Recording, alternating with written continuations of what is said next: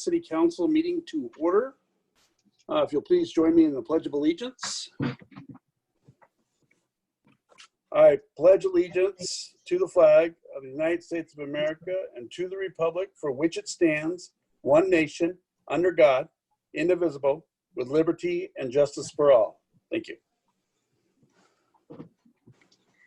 Okay, do a roll call. Yeah, if I get roll call, Melanie. That's Councilor Abels, Present. Councilor Dunsmuir, Here. Councilor Gates, Here. Councilor Strobel, Here. Councilor Tenbush, Here. and Mayor Drinkwine. Here, thank you. Okay, thank you. All right, we are at the first citizen and community group comment. So we will start the first of those. If you've got somebody ready. Yes. All right, I think John should be, okay, there we go. Okay. And he'll need to, I think you need to unmute yourself, or I can. I can't do it. Oh, my computer just ran slow. Wait a minute, unmute. Oh, try to click unmute again, John, because I think I clicked the wrong button.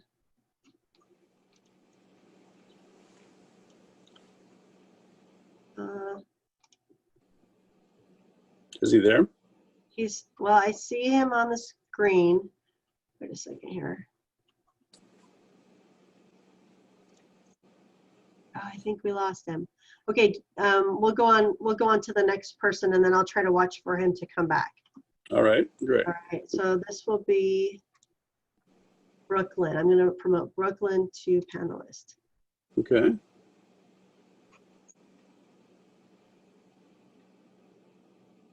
And Brooklyn, can you unmute yourself, or do I need to do that? All right, can you guys hear me? Yes. Yeah, Brooklyn, go ahead. Oh, now you're muted again, Brooklyn. That's weird.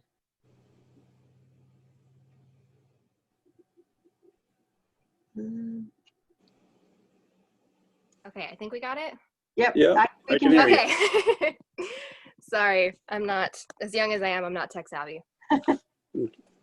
All right, so I wrote something down. I'm just gonna go ahead and launch into it. A couple of the biggest issues, at least that I see present in our community, are divisiveness, lack of accountability, and lack of respect for differing points of view.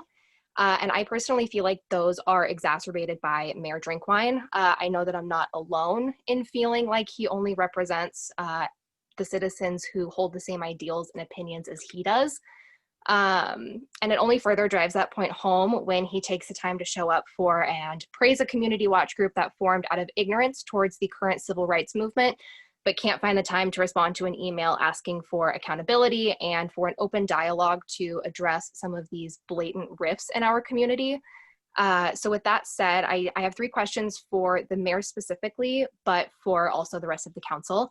So my first one is, what is being done internally to address social media issues? For example, my governor's an idiot photo that was included in a public acknowledgement of volunteers in front of his business, alarming misinformation during the Riverside fire evacuation out of the city page, and of course, at the beginning of the summer, the mayor's anti-peaceful protest Facebook post. So that's question 1. Question 2 would be, what is the mayor doing to address his own personal biases? And are there any efforts on his part being made to correct his often closed-minded behavior?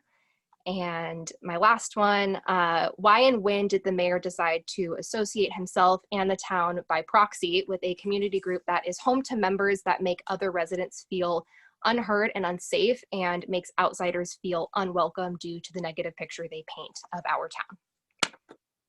And that's it. Oh, there's a lot of questions pointed at me there. I hadn't aligned with any group that is anti-Estacada. That was not my intent.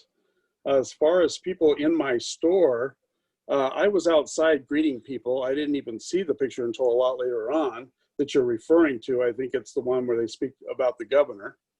Yes. I did not tell this person to wear that shirt. I didn't even know he had it on. Eventually I pulled the pictures down when I got side of it, but I hadn't been on Facebook. I try to keep away from that. And as far as aligning my situation with groups that are not, I am nonpartisan. So let's be clear here. I haven't aligned with anybody. I am taking care of the citizens as a mayor. That's what I am doing. I am not prejudiced. I am not racist. And I've made that clear in many statements. And we keep going back to this, but I don't know how to prove it in a way that you could understand. So I'm just gonna go with I'm not racist, because I am not. As far as the ideals of the city and me taking in a different direction, I have not taken the city anywhere other than just being Estacada strong. That is where I've kept it. That is where I've been. Fighting the fire was something I did all over this city. And yes, I did help Estacada Community Watch build a shelter so that they could feed the people, but they are not Trump supporting militia or whatever you seem to think they are. And I'm sorry that you think that way, unless you've met them. If you walked up and talked to them, I don't think you would find that that's what they are. I'm getting a lot of negativity, it sounds like, in your questions, and I'm not sure how to answer all that, because I am not that person. So I'm gonna leave it at that. And I answered some of your questions, probably not all of them, but I don't know how to answer all those because they were all directed at me in a very negative way. And I'm sorry that you feel that way. And I don't know how I can make it better for you, except for what we do in the future. Tonight, we are here to talk about several of these: diversity, equity, and inclusion. That's on our agenda tonight, to see what we can do to better ourselves in the city to be prepared for that. Other than that, I don't know what else to tell you that is going to make you feel any better about me, it seems like. So I hope I answered some of your questions. I don't know. Okay.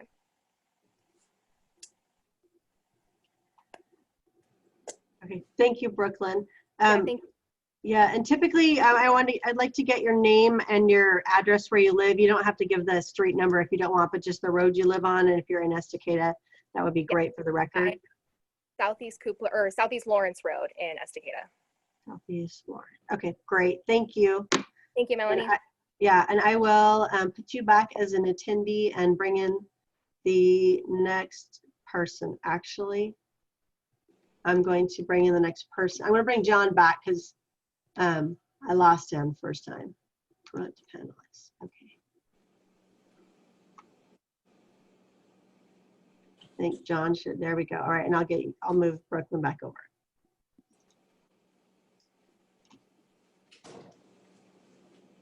Okay, is he there? There he is. Yes, I'm here now, yes. John, Can you hear me now? I can. How are you? I'm doing good. My name's John McAdoo, and I live on South Morgan Road in Estacada. I want to thank your mayor and city councilors for giving me a few minutes to speak. Most of you know I am a member of the Estacada Fire Board, but I'm speaking on my own volition tonight, and I do not represent the Estacada Fire. But what I am talking about is I'm concerned. I want to keep the Estacada Fire Department local, so I'm urging a no vote on Measure 3561. And I'm going to give you some quick statistics. I know I don't have a lot of time here, so. The 2021 Estacada Fire District adopted budget revenue is approximately $4.9 million. And Estacada Fire District has sufficient revenues to fund its own fire department. This would include 3 full-time firefighter paramedics, 24 hours per day, 7 days a week, 1 fire chief, 2 division chiefs, 2 administrative personnel. And a volunteer firefighter program would provide additional resources. If this measure passed, it would cost Clackamas Fire District approximately $2.8 million to operate the Estacada Fire Station. The remaining funds from our tax revenues would be added to the Clackamas Fire budget. Fire departments for many years have used mutual assist agreements to provide coverage for their stations when they are out on calls, or to provide additional resources on major calls such as brush or forest fires or large structure fires. For example, if Estacada was working a major incident, Colton Fire, Clackamas Fire, Sandy Fire, Molalla Fire, etc., would provide additional resources to assist with the incident or cover our station. Even large fire departments need this assist when they have a major alarm that requires numerous resources. One particular incident, Estacada Fire was always on first alarm assignment to the Eagle Creek area because the fire station on Highway 211 and Southeast Judge Road was not always manned. Statements have been made that Estacada Fire only had 2 persons on an engine approximately 62% of the time. This statement did not take into consideration that 1 or more chief officers and/or volunteers responded to the incident to provide the additional manpower if needed on this particular incident. Estacada Fire has never failed to garner the resources needed to manage any incident professionally. Estacada Fire has provided firefighter paramedics for the past 15 years or more on all of their alarms. It is one of the requirements for applying for a position in our department. For as long as I can recall, Estacada Fire District directors have placed money in reserve funds, so when it came time to replace equipment or fire apparatus, the monies were available to pay cash without having to go out for bond measures to replace this equipment. If Clackamas Fire District would put a bond measure on the ballot, their whole community would be voting on this, and we here in the Estacada community would have only a small voice on these. We must consider that if this measure is approved, Estacada Fire District will no longer exist. Our fire station, all fire apparatus, equipment, property, and cash in our accounts would be transferred to Clackamas Fire District. And incidentally, we have about 137,000 in reserve funds right now. If perhaps you would want to attend the Clackamas Fire Board meeting, you would have to drive approximately 25 miles, and it would be rare that a representative from Estacada could be elected to such a large district as Clackamas Fire. Thank you very much for your time, and I'll take any questions if you have them. If not, thanks again. Thank you, McAdoo. Do we have any questions for McAdoo? Jerry? I don't have any questions for John. I just, excuse me. In light of recent events, I have been rethinking my position in supporting the switch. I signed the paper before the fire, before the fire happened. I signed it and turned it in saying that I supported it. But with what happened, I can't say that I support the switch anymore. And I definitely would like, if we could do it, I would support a local fire department more than switching to Clackamas Fire. So thank you, John. Thank you, Jerry. Anybody else have a statement or a question they'd like to put forward? No? Okay, we thank you, John. We appreciate it. Mayor, Yeah. I did real quick. Oh, sorry. I'm in the same boat as Jerry, as related to endorsing moving this forward, given some of the promises that were made that were clearly not kept. And we saw that in the Riverside fire, and then the way some of our volunteers were treated. And so, yeah, I just wanted to publicly state that as well. You will see my name as endorsing it in the ballot book, but it's something that I wish I had not done. Okay, thank you. I appreciate that. I Are actually there any- lean that way as well. Justin, you're okay. Okay, all right. So we got 3. Any other ones that wish to comment right at this point? All right. I might as well throw mine in there at the same time. I've had time to think this over as well. There are a lot of things that happened during this fire. I was on deck the whole time in the town. I saw the pullback. I saw everything that went on. I know Clackamas pretty well, I think now. Their local response time has been great. I mean, but that's not the only issue we're looking at here. There's a lot more involved. And I think we really have to consider that before we sign away everything that we are for a fire department that is not Estacada. So I also am withdrawing my endorsement at this time. So, and do I have any more comments before we move on? No? Okay. Next. Okay. All right, next I have Joel Litke on with his hand up, so I'll promote him. And thank you, John. I will. Joel, are you there? There he is. I think I'm unmuted and I think I got my camera on. There we are. Yep. All right. So thank you guys for taking a couple minutes to sit down and listen to what I have to say. I appreciate the comments we had from the earlier citizen about our group. And if you don't mind, I'd like to just share that Estacada Community Watch was developed not out of any sort of bias or anything. It was specifically developed to help protect our community from potential crime that's been popping up. It's to serve the community and to help its citizens and just kind of move forward in a positive, non-biased, fully for anybody of any race, color, age, creed, anything, doesn't really matter. We had all sorts of people down there working with us over the weekend, over the last couple of weeks, and it was great. So I'm a little shocked that we've had so much fire come out of our group when we've done nothing but try to do community service for people. We've tried to, we try to feed people, take care of people. We've never have discriminated against anyone.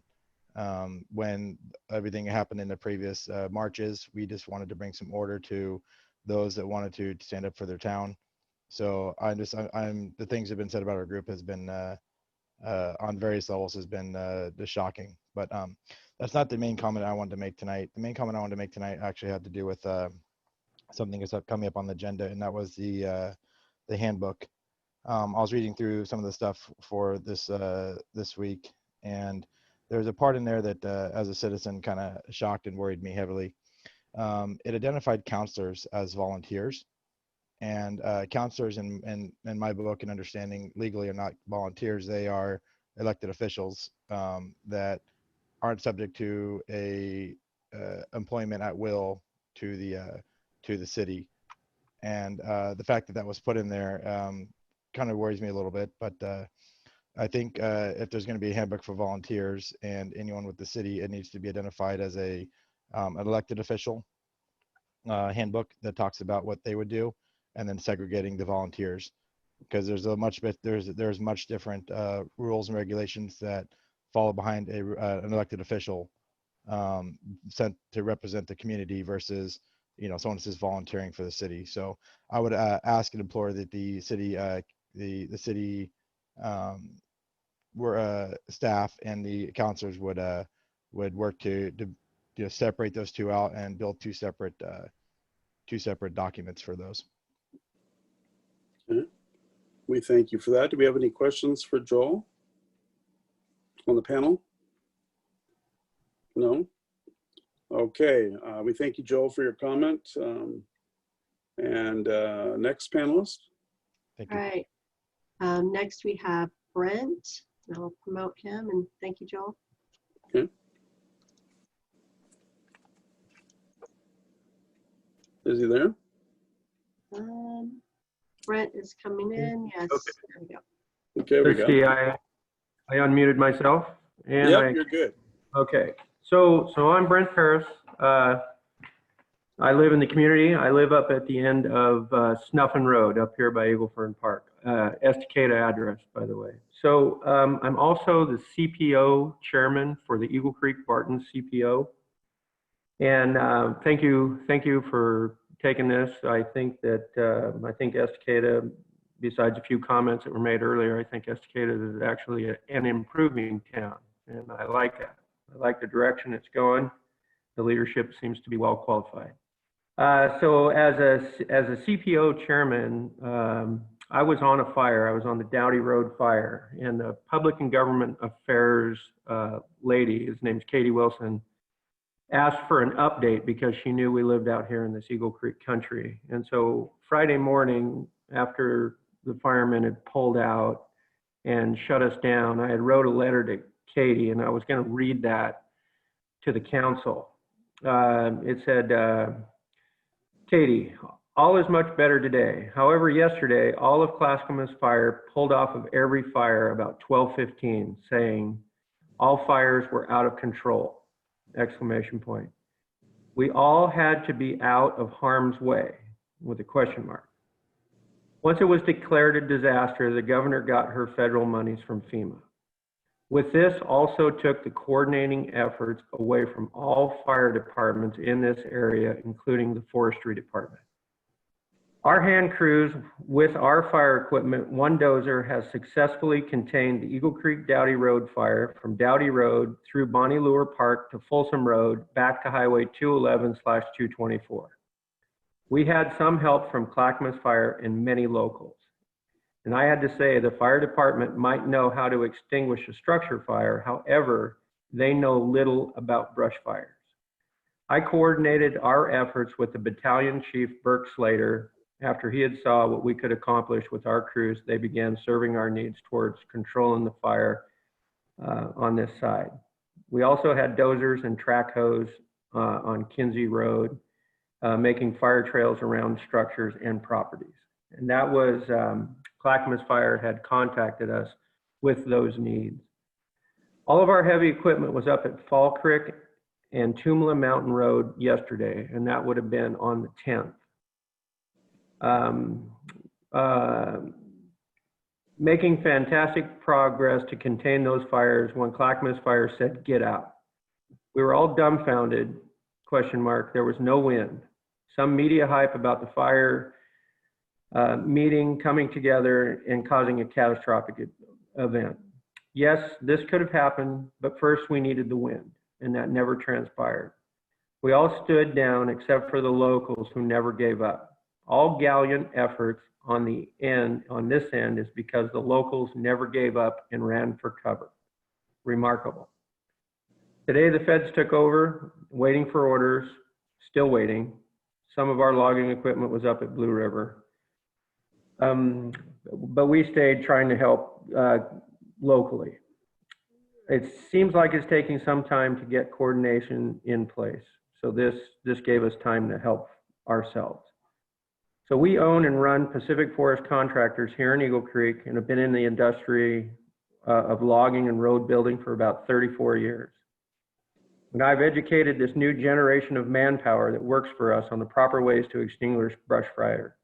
Through the experiences in working on controlled burn and reacting in extreme events throughout the state has given us on-the-job training that most fire departments can't get. We feel that we're a great asset to the community and to our industrial partners, and we will continue to be service to whomever shall call for help. So we did get a call from neighbors in that Eagle Creek fire, and they did call for help. When I showed up there, there was no fire equipment. There was a house burning. That was on Tuesday. We worked till about 9:30 with us, and then the next morning, we went back out there on request from a neighbor. There was 2 fire apparatuses at the time, and the neighbor said they're not putting the fires out. Well, when I showed up, there were 4 of them sitting in the lawn chair with 2 fire engines.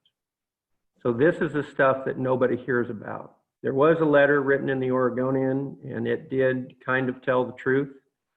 And so we have been talking about how Clackamas Fire could best serve the community, and their lack of response, their lack of getting anything done, their lack of putting fire on the water and work in the rural areas that they have no idea even how to drive up the roads. I mean, it leaves us to believe that Clackamas Fire probably can't get the job done that we think. And certainly if it wasn't for the Youngbergs, I think we would have probably lost the southeast corner of Estacada. They kept fighting when all the firefighters ran out. And so, again, thank you for your time. I'd just like to share that with you, and I got another meeting, so thank you for taking my call. We appreciate you, sir. Thank you. Are there any questions for Brent before he leaves us on here? No? Hold on. Let me check my other screen. Okay. All right. Thank you, Brent, for helping make commitments that you did on that fire line. I can't even imagine what it was like. I really can't. But I can thank you from the mayor to you for keeping our city safe. We appreciate that. We really do. And I don't know how we'll ever repay you, but it's a start. No payment necessary. Great job. All right. Thank you. Thanks. Thank you. All right, Melanie, next. We have two more. So next up is Dave and Sylvia. I just promoted them to panelists. All right. And thank you, Brent. Okay. Are they there? They are here. Just need to unmute Dave and All right. Sylvia. Can you do? I think they can do it. I'm afraid last time I clicked the button, I think I clicked it at the same time they did. So there we go. All right. Can you hear me now? Yeah, we got you. Okay, I'm Dave Espinosa. I'm the Estacada CERT coordinator, Okay. and we were not utilized by Clackamas County. We have been pretty much absorbed into the Clackamas County CERT group. And we were asked to deploy at places outside of the city of Estacada.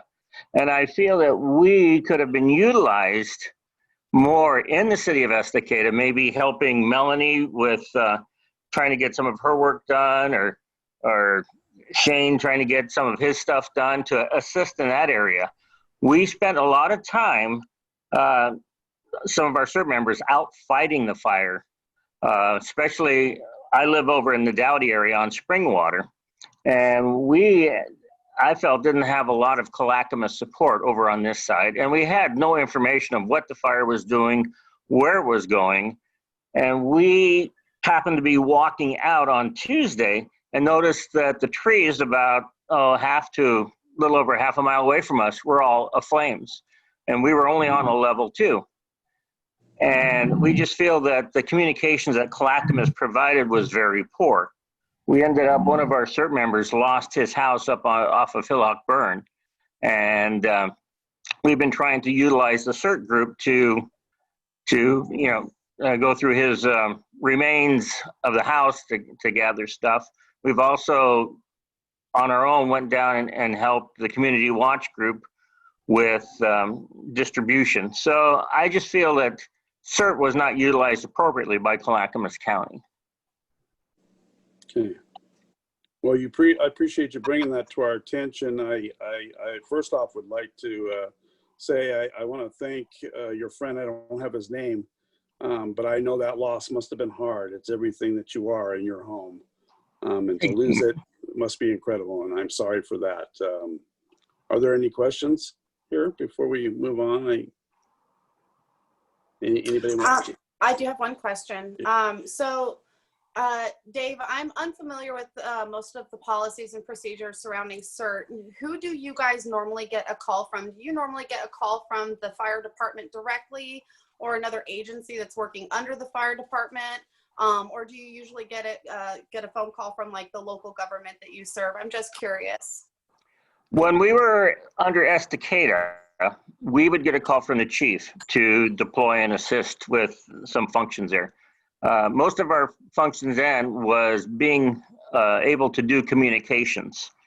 And we have a communications trailer that CERT used to maintain behind the fire station. And since Clackamas took it over, we're locked out of it. We have radios in there that we can't get into. Now we're deployed by Clackamas County. We get a call from Greg Ramirez, their director, and basically get deployed from there. Okay, thank you very much. Out of curiosity, Melanie, you might know the answer. According to our emergency management plan in our municipal code, we're supposed to have in our city an emergency manager. Do you know who that is? Because it actually says that we have an office of emergency management with an emergency manager. Do you know who that is in our city? That would be the city manager. And when when we're in an emergency situation, she would be the emergency manager or whoever the designee would be. And then the mayor also has a lot of authority at that point to. Yeah, no, and policy. Yeah, I'm aware of what the mayor is. I was just kind of curious because it doesn't specify who the emergency manager is. So if that's our own city manager, then maybe we should work out something with whomever our future fire department is, whether it be Estacada Rural Fire Protection, or if we end up with Clackamas Fire. Regardless, we need to work out whose job it is to call CERT, because I had the same I noticed the same thing. CERT was really not in Estacada when it was most appropriate. So I want to make sure that in the future, we know exactly whose responsibility it is to call them, and make sure that that person is held accountable to that, because really we should have had CERT in there. And Dave, I want to just thank you for bringing that to our attention and answering those questions for me. That'll help us in the future. Thank you very much. Yeah, I think Thank one more thought that I'm remembering, I think it used to say the fire chief was would be, we worked very closely with the fire department. And so it did kind of depending on what type of an emergency it was. And it was really interchangeable. And so it's gotten a little bit more structured lately. But that would be, she would be the emergency manager during that time. Okay, thank you. Any more questions for Kimberly? Go ahead. Yeah, I just wanted to add on to what Councilor Dunsmere was saying. Another piece that I think would be great to call out and figure out how to do is that CERT team has an incredibly diverse skill set that we could deploy in a variety of ways. So if there was some way that we had a roster of these different kind of folks of who has wildfire fighting experience, who has communications experience, they got a ton of ham radio operators. And so just to figure out how we build that into that emergency manager role. And we saw all the other folks who came out with all the heavy equipment, like some kind of community roster, almost like a map your neighborhood, but map your city, of all of the great resources that we have and who's ready to be called and come in. It was a huge missed opportunity. Thanks, Dave. Thank you. Okay, anybody else here that wishes to speak? We have one more. George Youngberg, so I'm promoting George to panelist right now. Thank you, All right. Dave. All right, George, are you there? Is he on? Can you hear me now? Yes, we can. Thank you. Well, this is my first Zoom meeting. I don't know how the school teacher could possibly do it. George Youngberg, live in Estacada, fourth, fifth generation. I cannot believe what has happened with Clackamas Fire and this fire. Just the level of disregard for our community. The comments from battalion chiefs of let it burn, volunteer firemen from Clackamas Fire looking at each other saying, are we going to get in trouble for putting water on this fire? They told us not to put water on. I was threatened to be arrested. I put out over 150,000 gallons of water, probably 80,000 gallons on fire. If it wasn't for Doug Davidson, his 6,200 gallon water truck, my son, my brother, and Jeff Goodrich, there's not a doubt in my mind that fire would not have leapt up into the trailer court on 224. It would have jumped across the river, no doubt, and jumped over 224 and headed right up to Casadero Heights. I fought the fire. Our group up in Garfield area fought the fire from 10 p.m. on Fall Creek Road and 224 till 6:30 a.m. Thursday morning before we saw one fire truck. So I pull up to them and I said, I've been fighting this fire since 10 p.m. last night. I have useful information. Do you want it? And they finally get me down the line. My third time of saying that, I'm talking to, I guess, a battalion chief. He says, not really. Well, give me a minute. Let me get these guys started and then I'll have a second for you. Well, I'm 58 years old, white haired. I deserve a little bit of respect. 2 minutes and I could have saved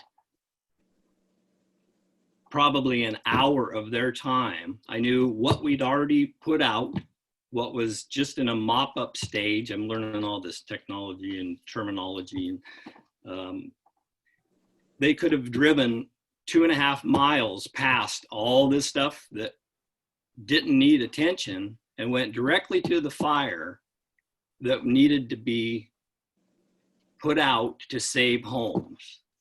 Now, I'm the guy that had to go up and meet the guy 2 or 3 days later when he got to see his everything to the ground, gone, and tell him, I'm really sorry. I couldn't drive in there because I didn't remember your driveway from the last time I was there 30 years ago when his house is to the ground. If the fire department would have listened to me for 2 minutes, there's not a doubt in my mind they couldn't have saved that home. And then to be threatened to be arrested, and I'm not the only one. This story is everywhere. And when we would drive down the road on 224 when the fire was still trying to come back, and there's a fire truck sitting there with all these firemen, Clackamas Fire. I got it. All the out of town firefighters went out there and kicked butt. They were actively fighting fire, putting the water on the red stuff. There's a group of us that have started a nonprofit organization here of Friends of Estacada Fire. The funds are starting to roll in today. We're going to fight this tooth and nail.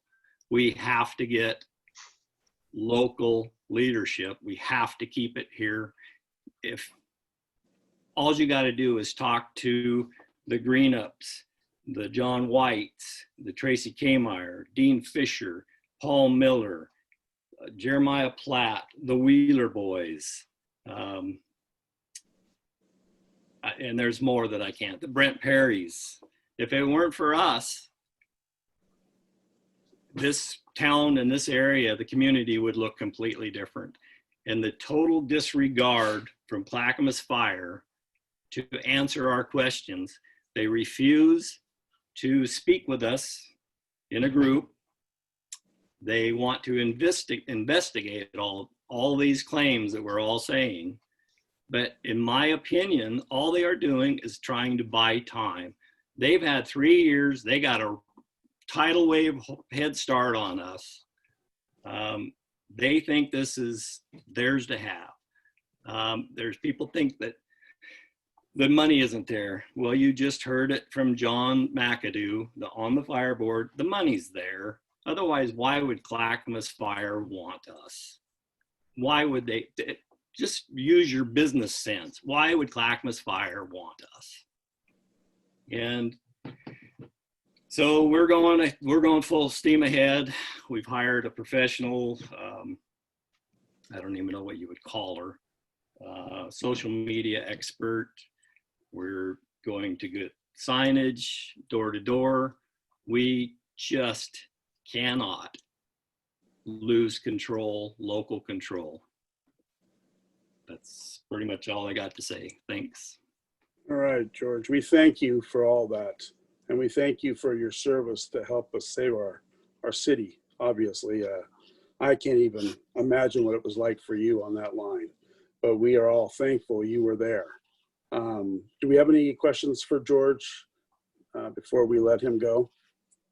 Anybody? I just want to say thank you to everybody that was involved in that. George, your family is amazing. All those guys out there, just truly amazing what you guys accomplished. So thank you very much. You're welcome. Yeah, thank you. Okay, Strobel? I just want to say thank you as well, too. And just in light of everything that I've heard tonight, especially from Brent, George, and John, I want to be on the record to say that I've withdrawn my support of the merger as well, too. Thanks, everyone. Okay, thank you, Paul. Anybody else wish to comment before we move on? No? Okay, I'm not seeing anybody. Melanie, is there another one on the? Thank you, George.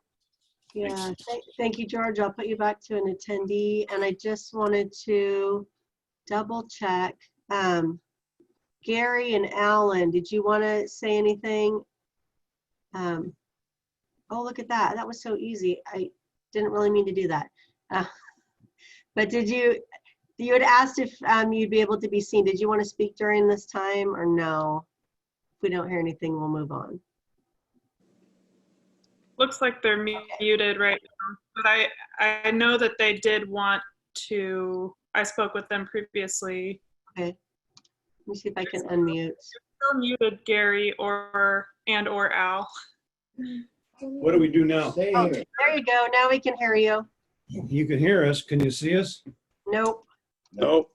Let her finish her spiel. Go ahead. We just figured out how to get on. We're a little new in this Zoom stuff, as you can tell. All right. Pretty obvious, huh? Go ahead. Thanks, George, for you and your gang. I know there's a lot of gangs out there that saved the day. Gary, what are we at? We're after Taylor. Let her finish her. Oh, sorry, Taylor. You go ahead and finish. You were on a good roll there. Taylor? Oh, yeah, I can help kind of explain what your proposal will be. Sorry if you can hear my dog barking in the background. I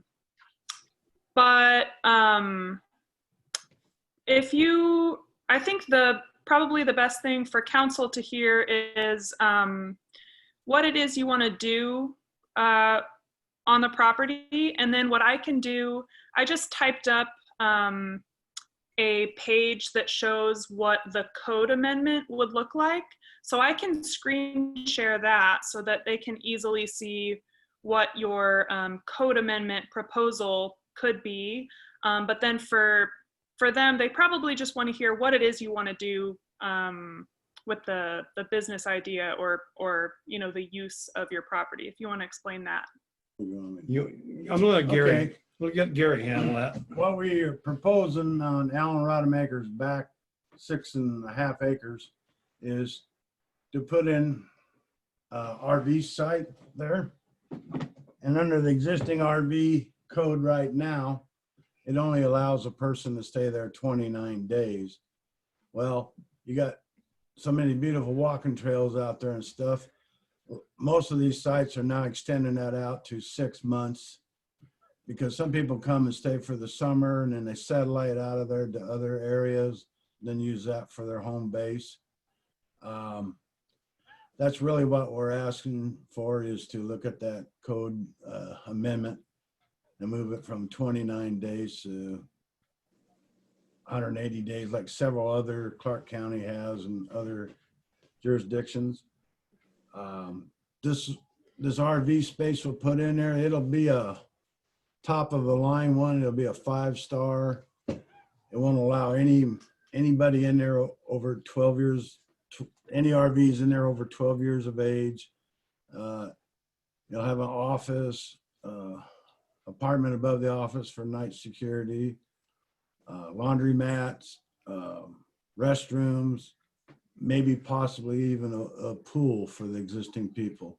So it's going to be, it's not like the old day where they pulled in school buses and make your own RVs, and it's going to be top of the line. So that's basically what we're proposing to do on that back 6.5 acres of Allen's off River Mill. Yes. River Mill. The front 6.5 acres will stay commercial like it is. That fronts out on Highway 211, 224. 211, 224. So that's why we're asking for that code change from 29 days out to 6 months. And that's about it in a nutshell. It'll be nice. Yeah, so, and then I'll just clarify that this request that they're asking of the council right now is not necessarily related to the zone change or the conditional use application that they will submit. It is just a request that the council initiates the proposal because a citizen or applicant can't initiate the proposal because it's legislative. So the council or the planning commission has to initiate this proposal to amend the code. So if you think it's a good idea or might be a good idea, then you could direct staff to prepare a report for the planning commission to consider, and then they would pass along their recommendation to you to revisit it with, you know, more findings to issue the final decision. Great. All right, we appreciate that. I think that sounds like a wonderful proposal. I kind of like the idea. Counselors, how do you feel about this? Should they pursue and take this to the planning commission and maybe get this together? Is this something that interests everyone here? So has the planning commission not seen this proposal at all? I don't think so, not yet.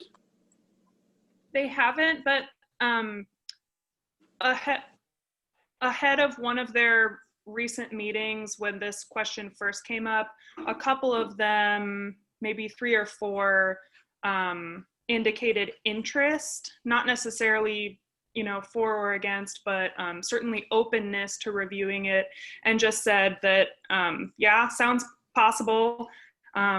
We would just want to consider why that time limit might have been put on there. Is it boilerplate language, or was it concern about, I think maybe Denise mentioned when we were talking about this earlier, that it might have been because we were concerned about people setting up a tent and, you know, camping indefinitely or something. Yeah. So looking at that more in depth.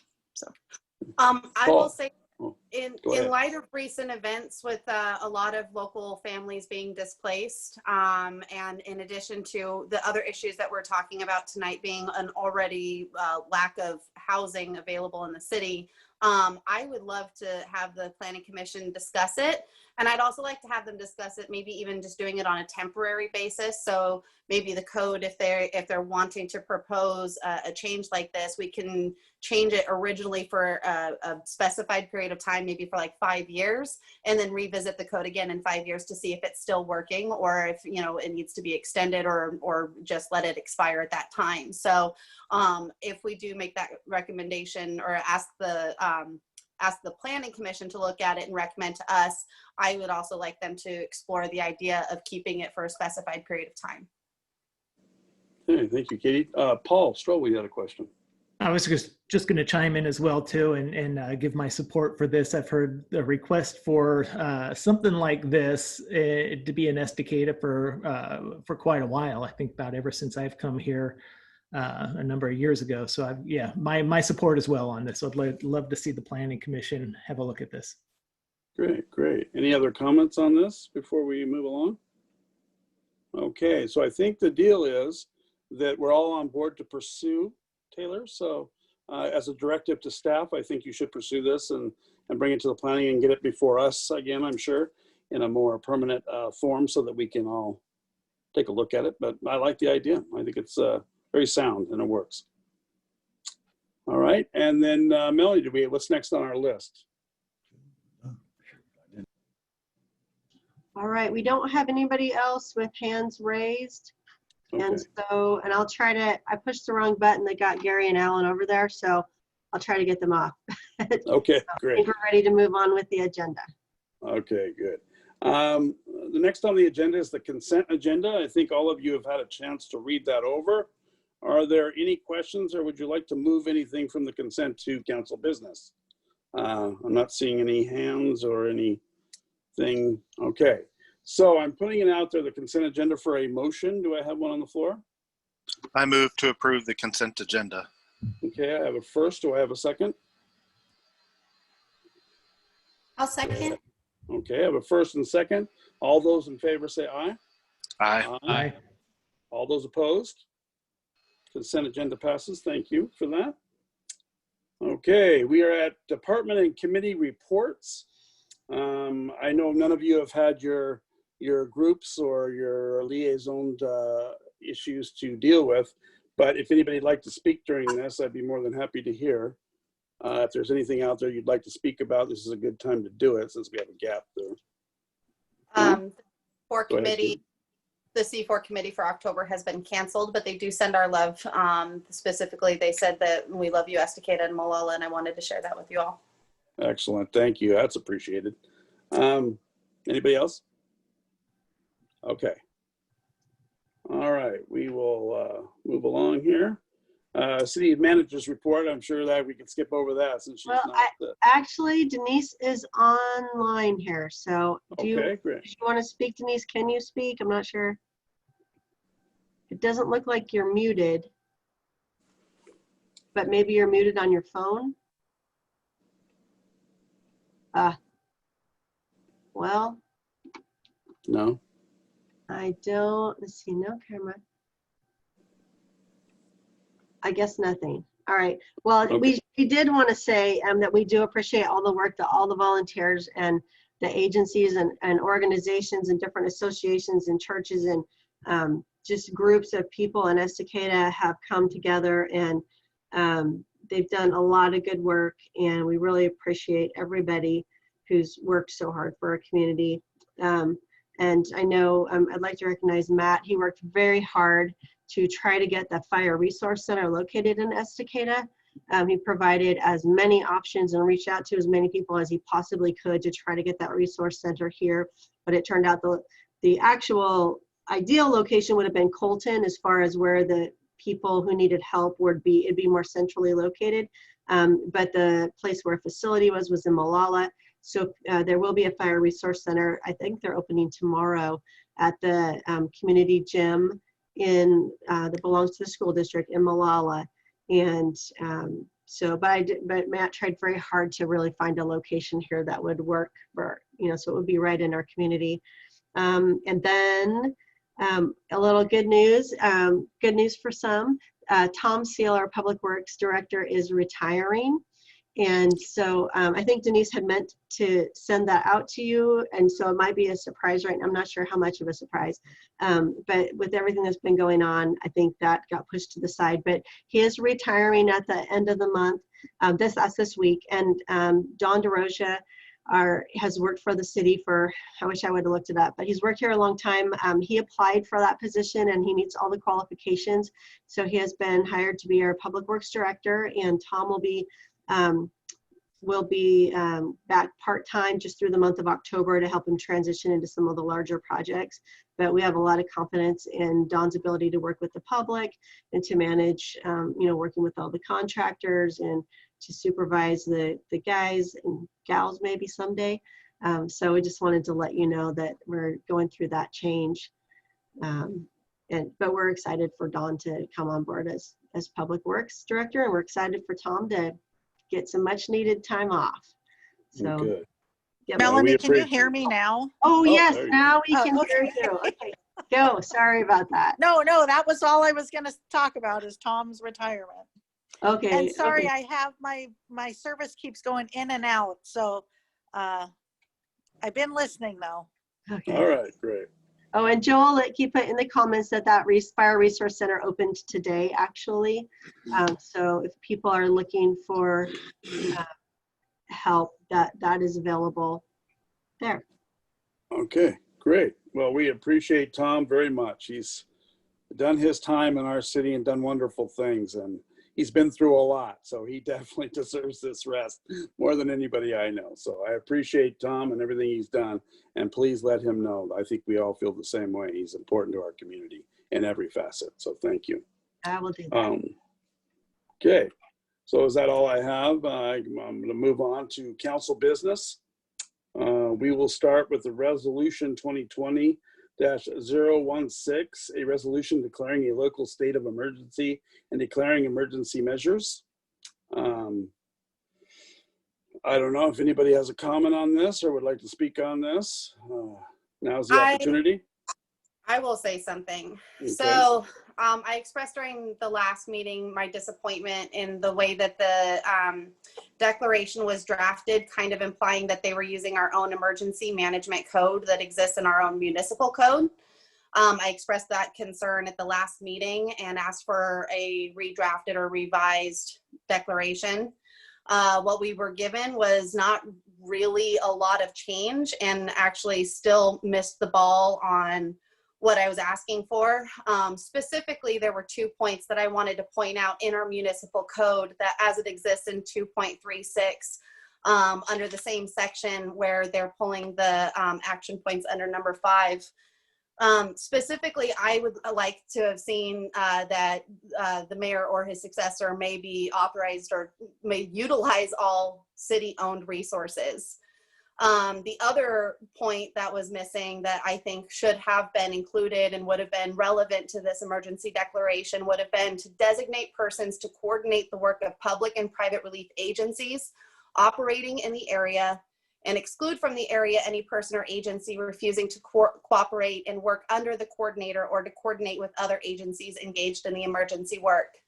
I don't know if a lot of you are aware, but there were quite a few different types of organizations that tried to participate in recovery, or I'm sorry, in relief efforts toward the latter part of us being in evacuation level 3.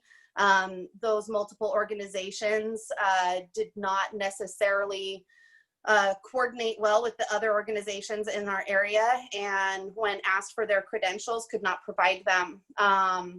That being said, caused a lot of confusion when when a lot of people were trying to actively coordinate an effective relief program. I'm really glad to say that the ECW was able to step in and help us really centralize all of the relief efforts. It did take some time and some struggle, but that being said, when I asked the city staff why they did not resolve or why they did not revise or redraft the emergency declaration, the response I got was that this was the declaration that the county used.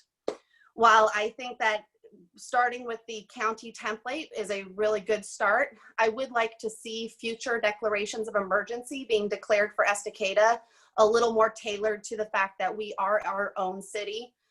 We are not Clackamas County. We have our own jurisdiction, our own municipal code, and I feel like that really should take more of a focal point, our own city's code, our own city's needs, and I don't really like the idea of continually falling back on Clackamas County.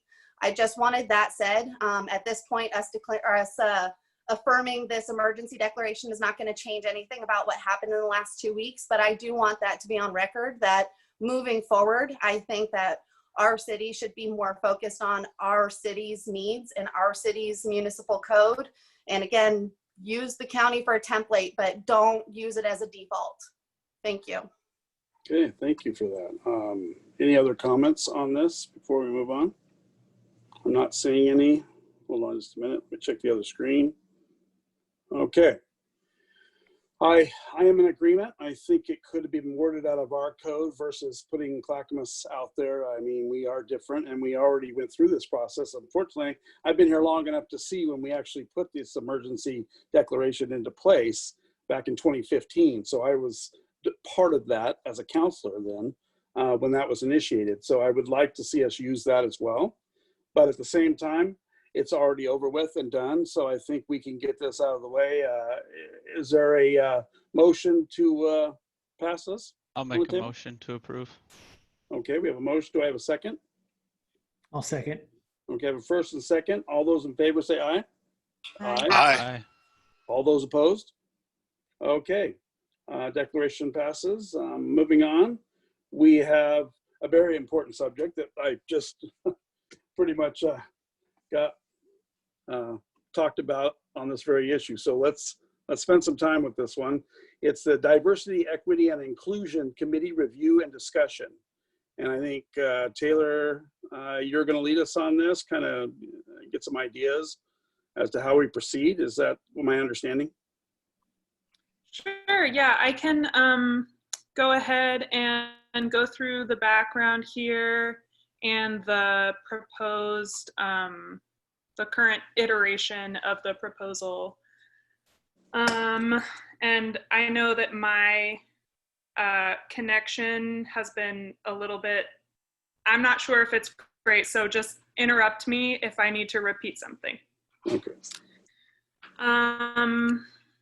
Alrighty, so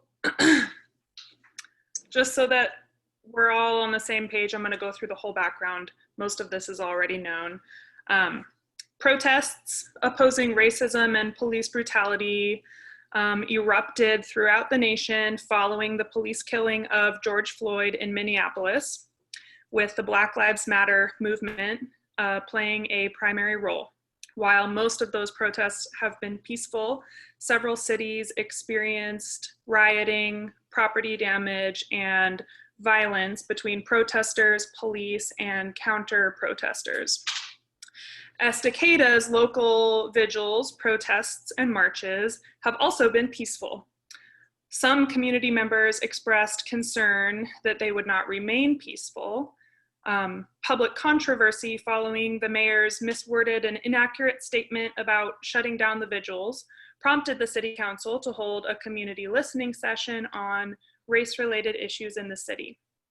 Participants in that listening session called for the city to take action toward racial justice.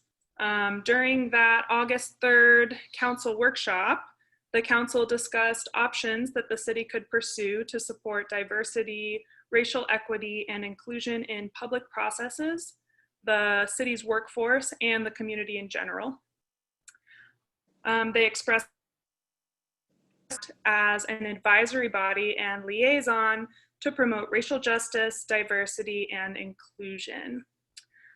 So the proposal at this point is to form a committee that would have the purpose of providing input and advice to city officials and to staff to advance racial equity as a central component of public processes and decision-making, to assist the city on outreach and engagement with historically underrepresented groups such as BIPOC, B-I-P-O-C, which stands for Black, Indigenous, and People of Color, Hispanic and Latinx communities, youth, and people with low English proficiency, LEP, to provide community oversight and opportunities for the city to have greater accountability to the community on racial equity, inclusion, and diversity initiatives, to provide input and advise the city in the development of a strategic plan to advance diversity, equity, and inclusion among Estacada's government and communities, to evaluate the city's progress on equity-related goals, objectives, and action plans, and to review current policies and procedures with an equity lens. So that was a, let's see, six-part purpose. And then the membership would be, in its current proposed iteration, 7 members appointed by City Council, comprised of the following characteristics. 1, a commitment to racial equity, social and environmental justice, diversity, and inclusion. 2, the ability to work collaboratively with people of diverse perspectives and experiences.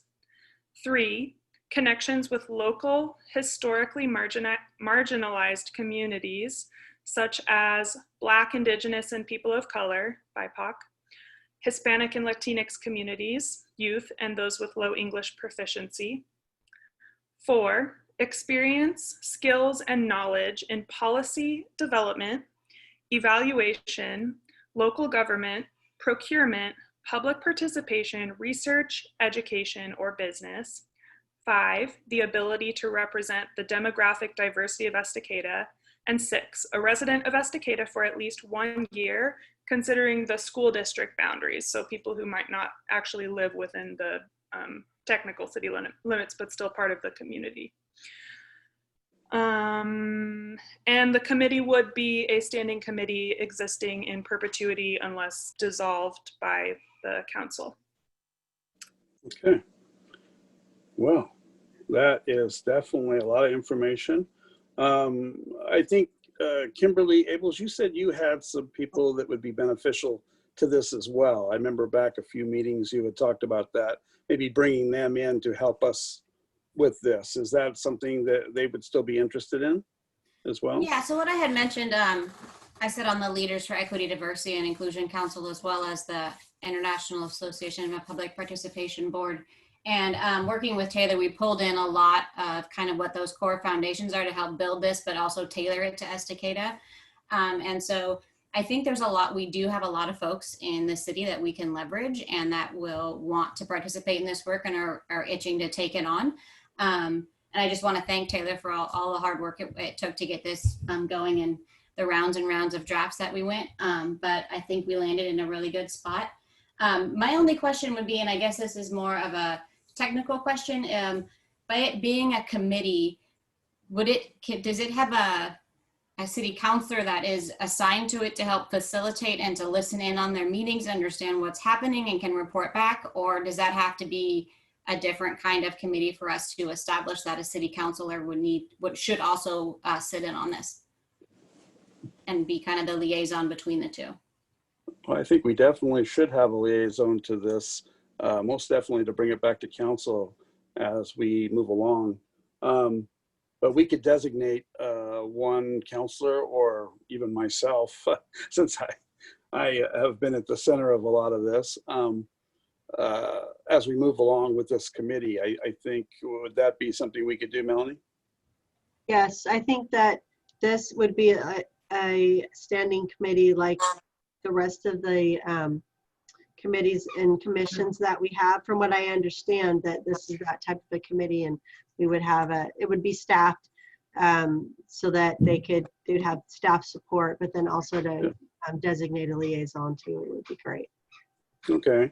Yeah, So- Mayor, yeah, the next step, if this is what you guys agree to, the next step is to create an ordinance to create the committee, and then it'll go in the code book, and then it will be a standing committee, just like your Parks and Rec and Planning Commission and Library Board.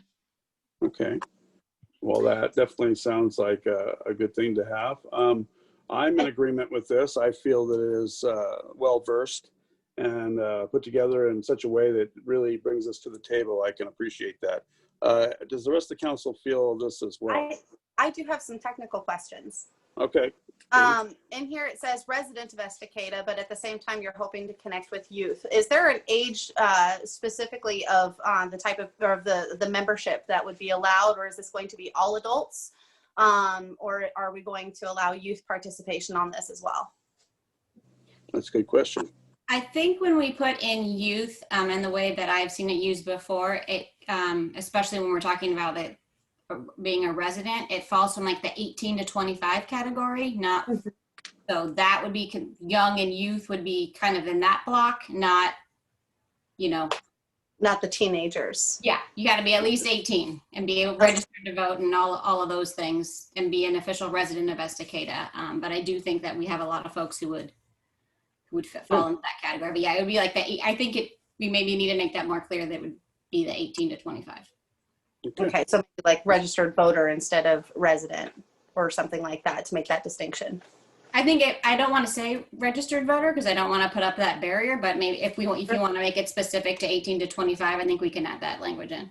Well, I only ask because a lot of these objectives for the group were similar objectives that we had when we formed the Estacada Youth Council last year, and I was just really disappointed in the lack of community involvement at that point.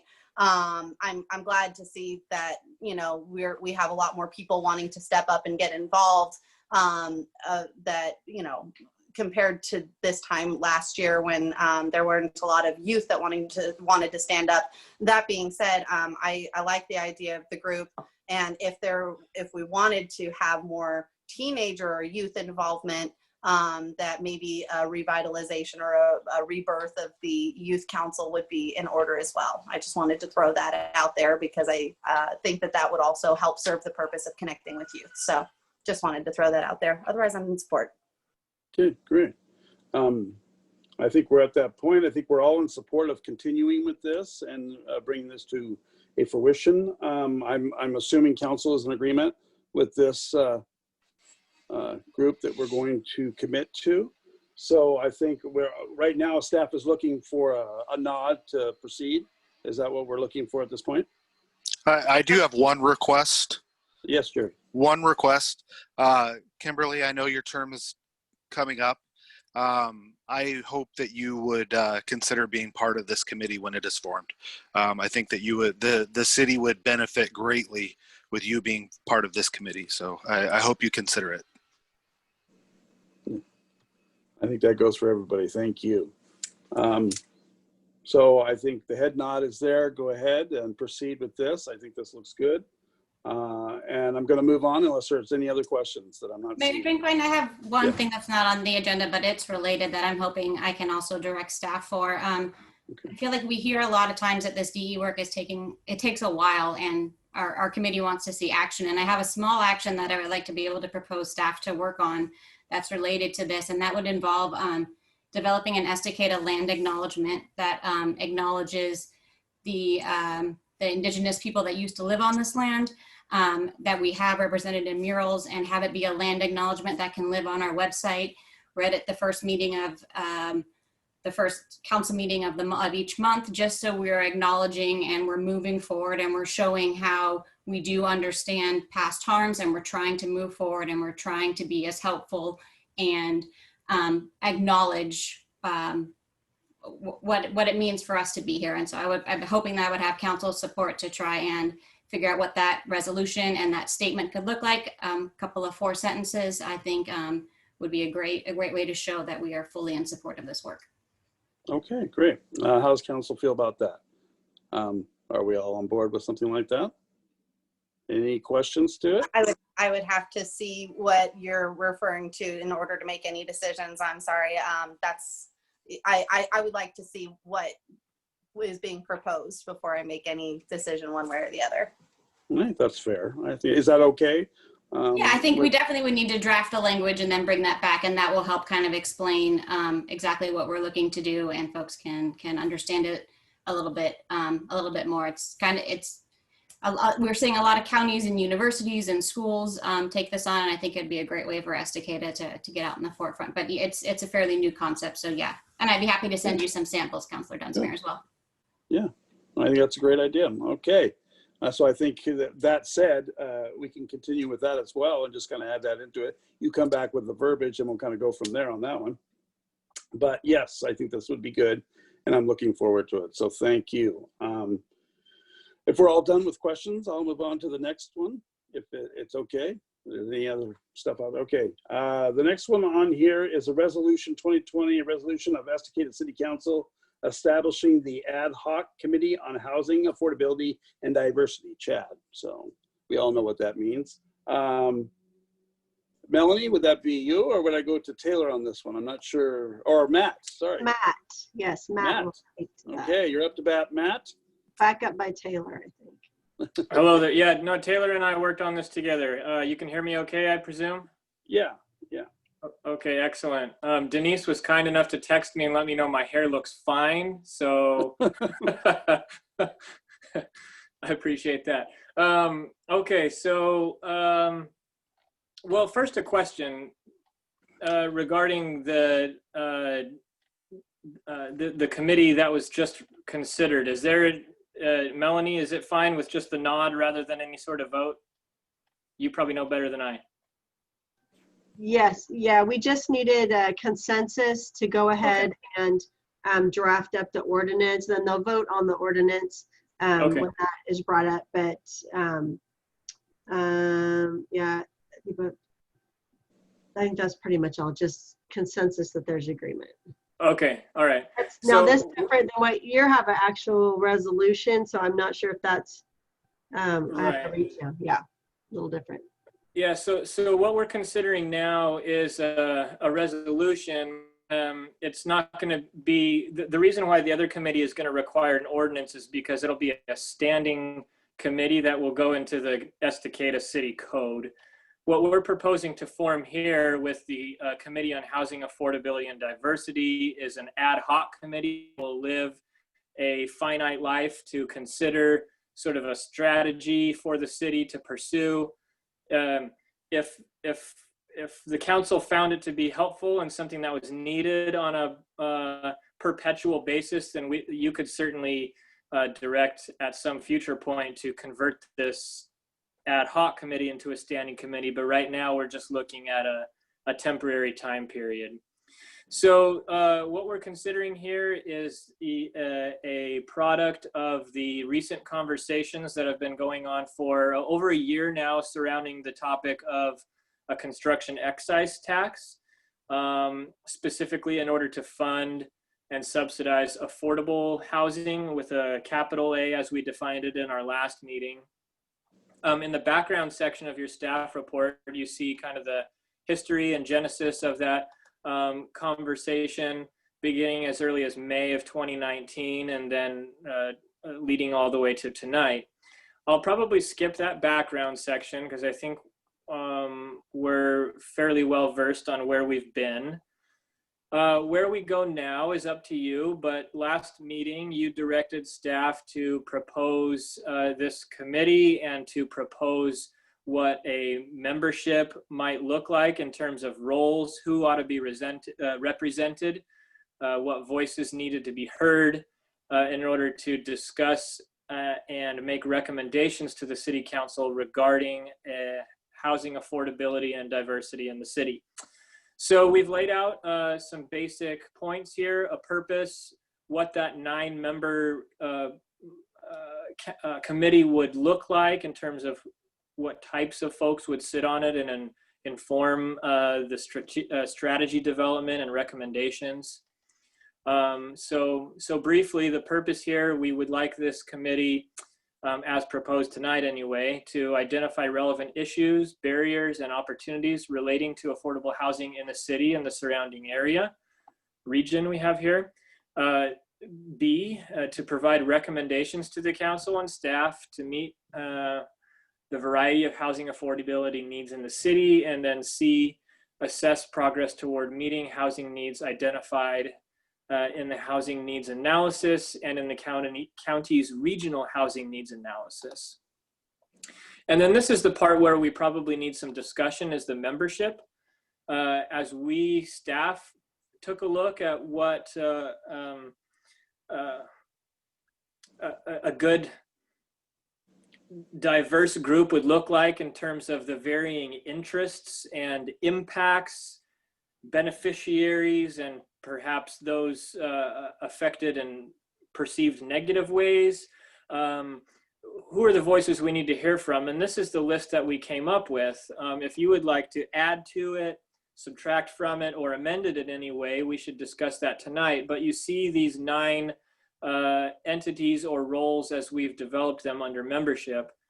Someone representing the nonprofit multifamily development community. That could be someone who develops, owns, or manages. Secondly, someone who's in the business of for-profit multifamily development, ownership, or management. Third, someone who's currently a renter in the city and knows firsthand what the lay of the land is like to be a renter in the city of Estacada. Fourth, someone that we would, I guess, define as an affordable housing advocate. That could be someone from the Housing Authority, someone from a nonprofit sort of policy advocacy group like the Oregon Housing Alliance, or another entity. But the idea anywhere is that it's someone representing a official or unofficial group that advocates for affordable housing. Fifth, someone representing the interests of single-family home builders. And so this is where we've kind of reserved a spot specifically for the Home Builders Association, who has expressed a strong interest in being involved in this conversation. Sixth, again, someone representing the single-family housing development community, but the thought here is that this might be someone who kind of lives, works, and develops locally, as opposed to the Regional Home Builders Association, who may have more of a tendency to represent the big boys, I guess, as it were, for lack of a better term. Of course, they represent smaller builders as well, but we thought it would be important to have a smaller builder's voice at the table specifically. Seventh, advocates for a group or someone who's advocating for the homeless or houseless. Eighth, someone who represents industry and employers in Estacada. And then finally, someone from the school district. The school district did reach out to us after a recent newspaper article and expressed interest in them being represented on any such committee as well. So these are the roles that we have in mind. And I guess before we plow any further through this, I'd be open to discussion, questions, commentary, or refinement of this list of 9. I have a question, but it actually doesn't have anything to do with the list of 9, if you don't mind. Under section 2, letter C, assess progress toward meeting housing needs identified in the city's housing needs analysis and in the county's regional housing needs analysis. I bring that up because my understanding is that our city does not currently have a city housing needs analysis completed, and we would have to complete one in the next couple of years anyways. Just out of curiosity, how quickly would a housing needs analysis be completed for our city that would be able to actually assess progress using for a committee that is slated to end June 1st of 2021? So we have a baseline housing needs analysis, and staff is looking into doing sort of a full-scale housing needs analysis.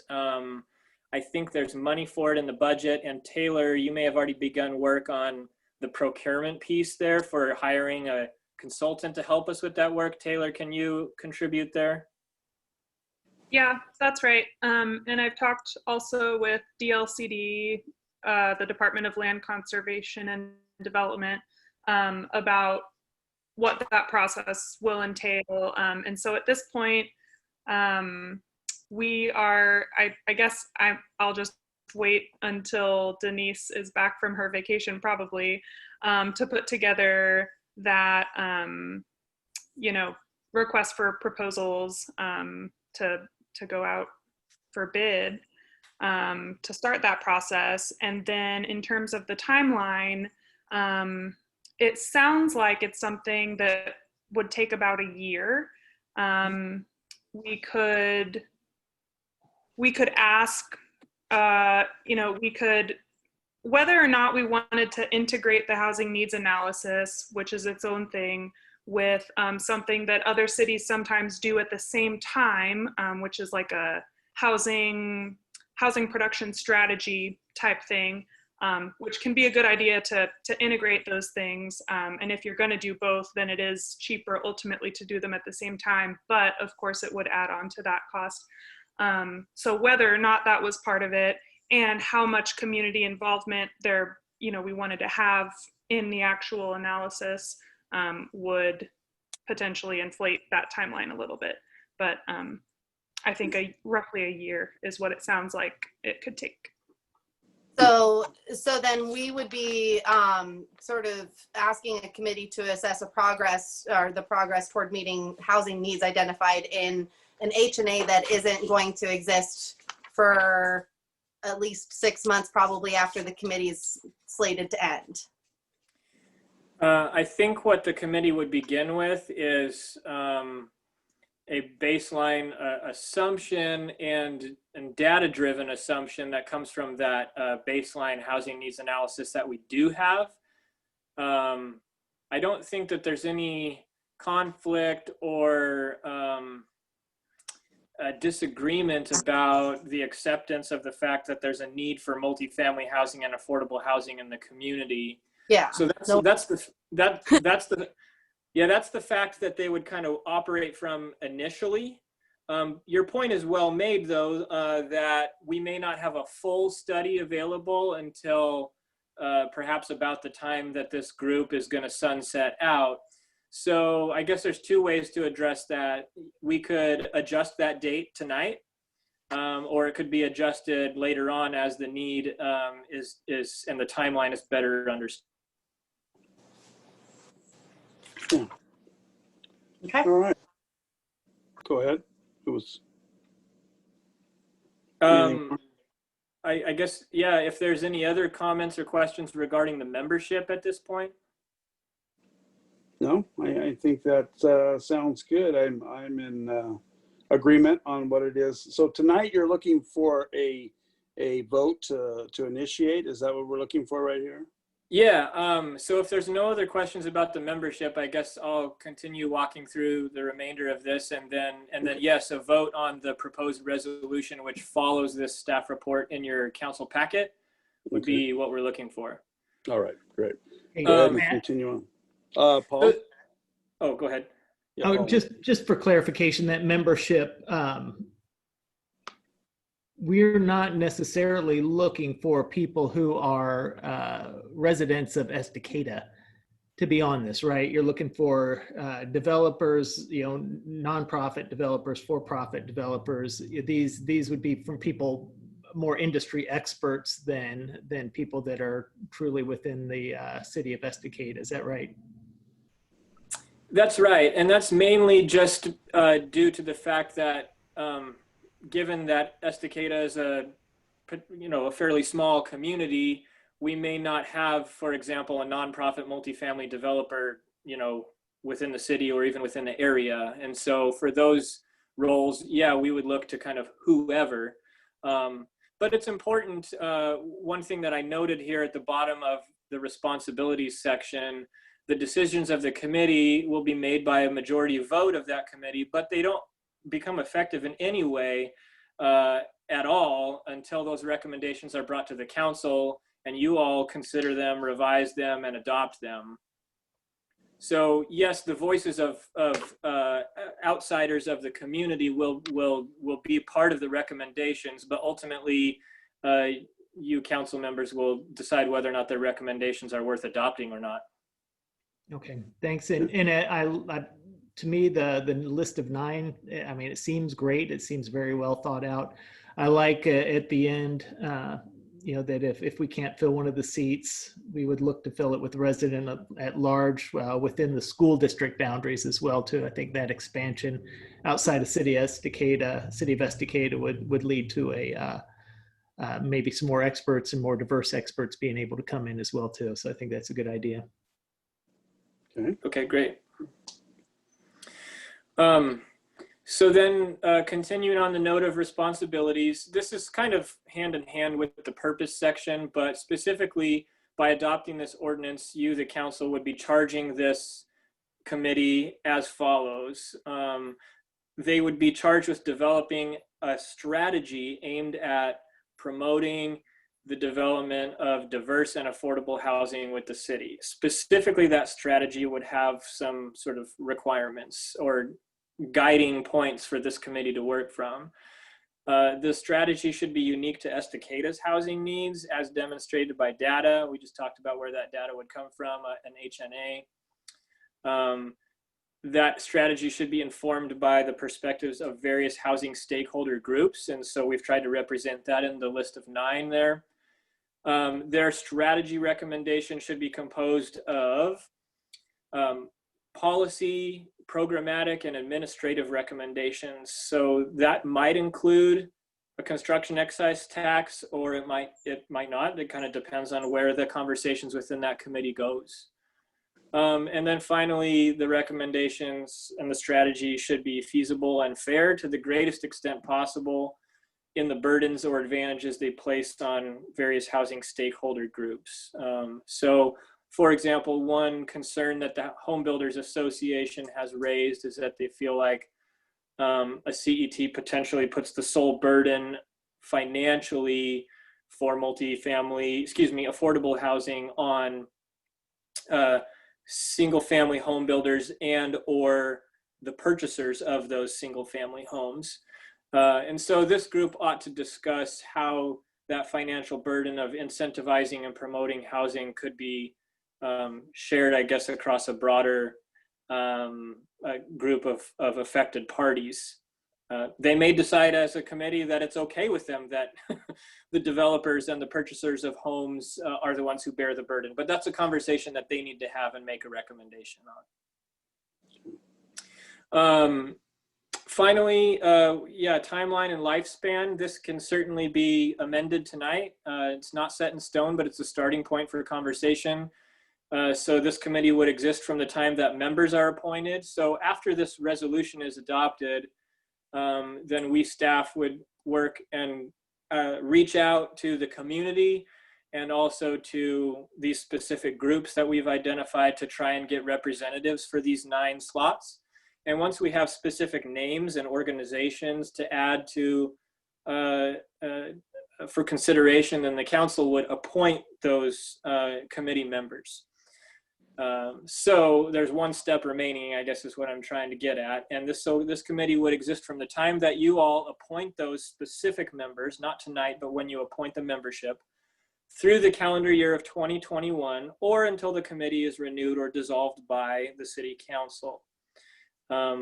We would try and have them meet at least once before the end of this year, make a progress report in early 2021. And even though we won't have a full HNA done probably by June 1st, 2021, I do believe we have enough knowledge and data for this group to at least make some recommendations for the council to where they think the council ought to take, for example, a CET or a land acquisition or some other tool that they may recommend. They probably can do that by June, but if we want to push that date out, or if we want to sunset this committee early or later, now's the time to discuss that. Any thoughts about the timeline and lifespan of the committee? Any thoughts? Paul? It seems aggressive, given that this is less than a year away for this, but I also like it because it creates a sense of urgency as well too, and hopefully leads to something that'll give us the ability to take action on as well sooner than later. So at this point, my thoughts, I'm good with it. Mm-hmm. Anybody else wish to comment on that? I'm not seeing Just a anything. question, what was the rationale for picking that date? Like did something go into that, or how did we land there? I mean, it's somewhat arbitrary, right? You got to pick some date, but the thought was kind of what Councilor Strobel is hitting on. The topic was introduced almost a year and a half ago, and so it feels like and to take a strategic approach to how they'd like to promote affordable housing. That sounds like it's a goal, but how we get there is the point that needs to be discussed. So I guess that's a long-winded way of saying it's an arbitrary date, but it was put as early as June to try and introduce some urgency. And Matt, I'm really curious. You use the word housing with an affordable A. This particular committee will be talking about housing, or I'm sorry, affordable without the capital A as well, correct? Right, it would be kind of housing across the spectrum, yeah. Thank you. I just wanted to clarify that because I don't think that the lack of affordable housing with the capital A is really what our city's greatest weakness is right now. I think that our lack of housing affordability, especially in terms of multifamily or non-ownership homes, I think that's our greatest weakness right now, and workforce housing is very important. So I just want to make sure that this committee is going to be looking at both types of affordability with the capital A and the small a.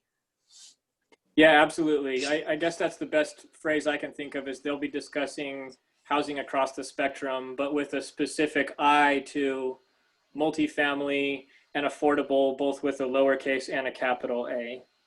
Okay. Great. Any other questions to Matt? Any other comments?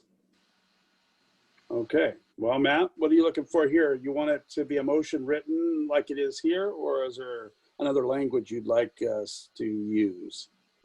I think the way it's written is fine. We didn't have any, that I remember, amendments to the text that's been introduced here or in the resolution. Potentially, we could insert the word forthcoming in purpose, letter C. So assess progress toward meeting housing needs identified in the city's forthcoming housing needs analysis. That may or may not be necessary, but that's one potential change that could be introduced in a motion. Okay, I like that. Are we ready to serve up a motion, or we still want to chat some more on this before we put this forward? Okay, so you've heard the motion. It's on the floor. Can I have the motion, please? I move to approve resolution 2020-018, a resolution of the City Council establishing the ad hoc committee on housing affordability and diversity, CHAD, with the amendment for forthcoming in section C, I believe. Okay. You've heard the motion on the floor. Do I have a second? Second. Okay, I have a first and second. All those in Sorry, favor say can you explain the amendment you're referring to? What Matt just said in section C, the housing needs the forthcoming housing needs analysis that we're going to be doing. So what Matt just mentioned like a minute and a half ago. Okay. All right. Again, we've got a first and a second. All those in favor say aye. Aye. Aye. All those opposed? Okay, Matt, we have the walk-in papers. Let's get it done and get it on the books. Okay, we will continue forward. I'll also want to just thank Taylor, who also worked quite a bit on the staff report. I happen to be the voice, but Taylor did a lot of work behind the scenes with me, so thank you to her. Good. We appreciate both of you. You've done a great job, so thank you. Next on my list, I have a draft of the volunteer handbook review. I know most of you, I hope, have read it or at least glanced over it. It's quite the read. I read over the whole thing. I feel that there's a lot of areas where the verbiage will have to be changed. I don't agree with the way it's written, but that is just my perspective. I know all of you had a chance to read it over. Are there any questions to the handbook? I do, and maybe Melanie might be able to answer this question. Has it been reviewed by an attorney at all, is my question. I don't know that it's been reviewed by an attorney, but it was, as Sadie said in her staff report, she pulled it from our insurance company's template, and then also referenced another city's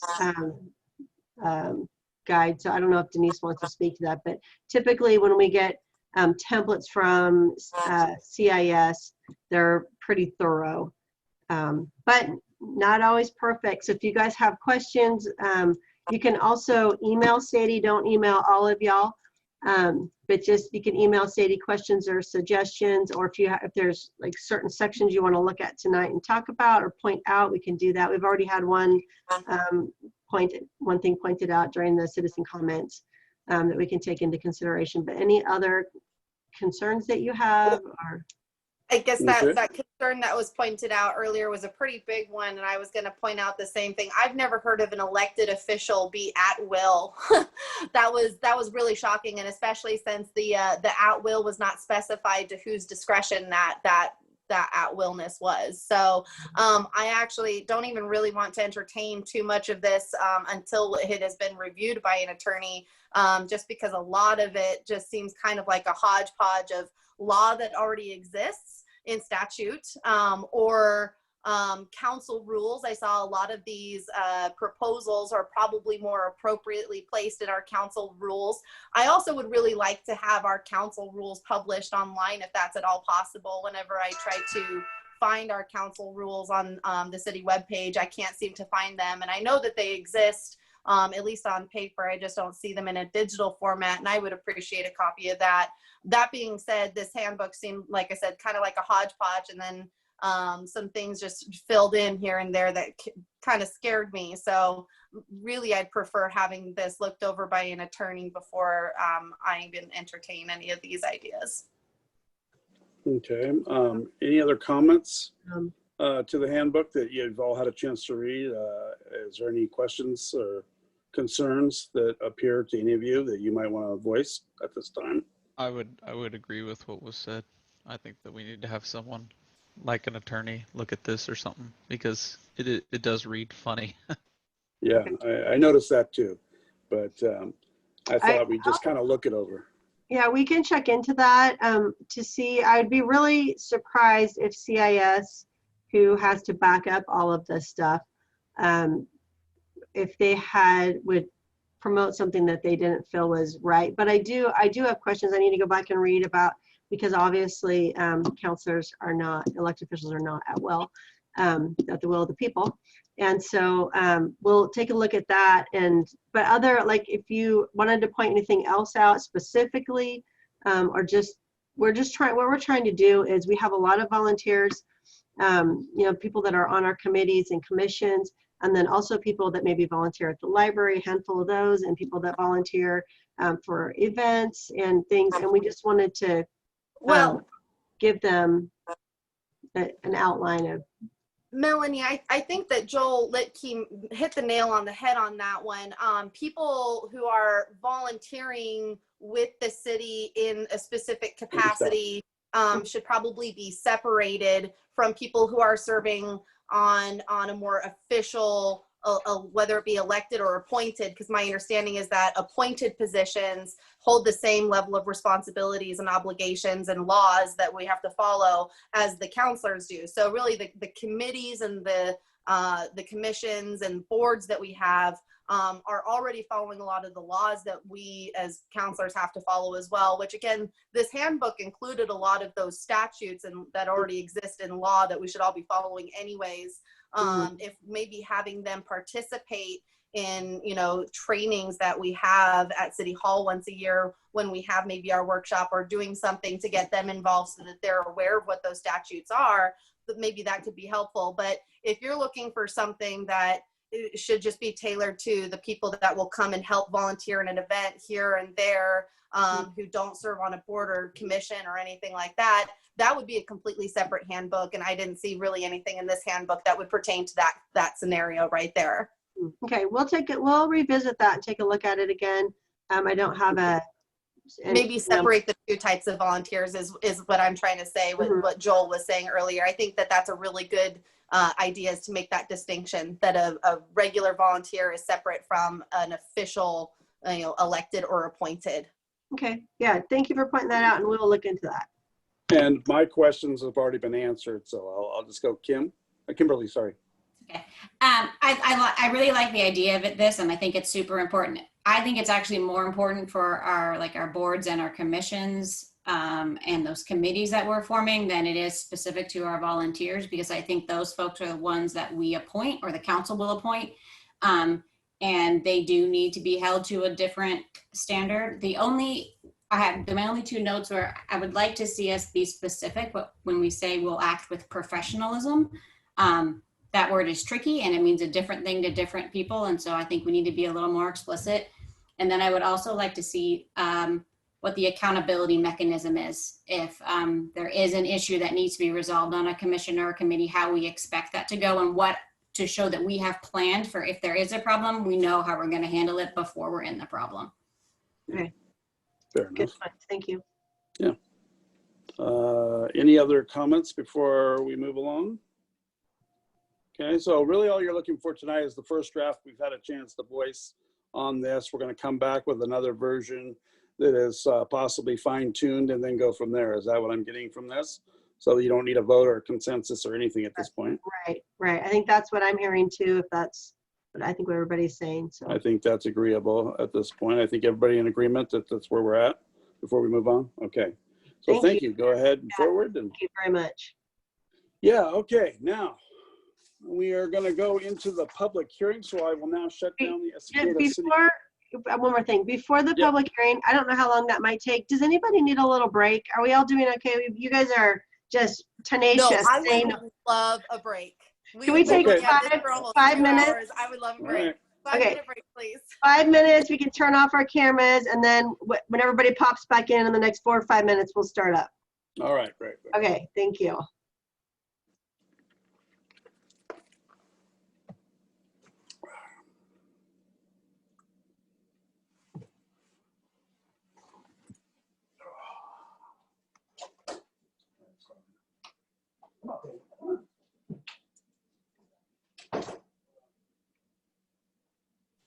Sean, mute your camera.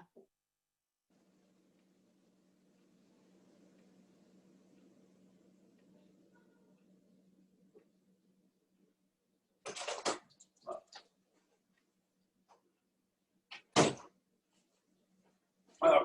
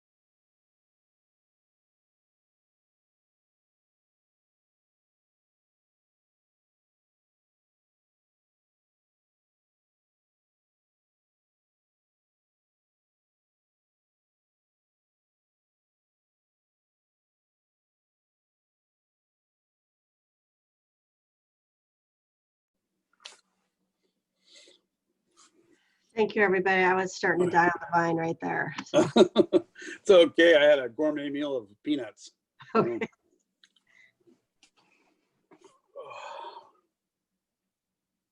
All right. Is everybody back? We're waiting on a few people here.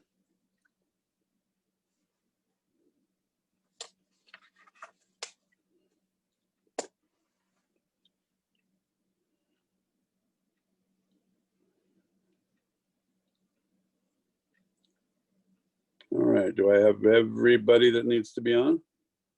Okay. Jerry, is he here? No, so we'll wait for him for just a minute.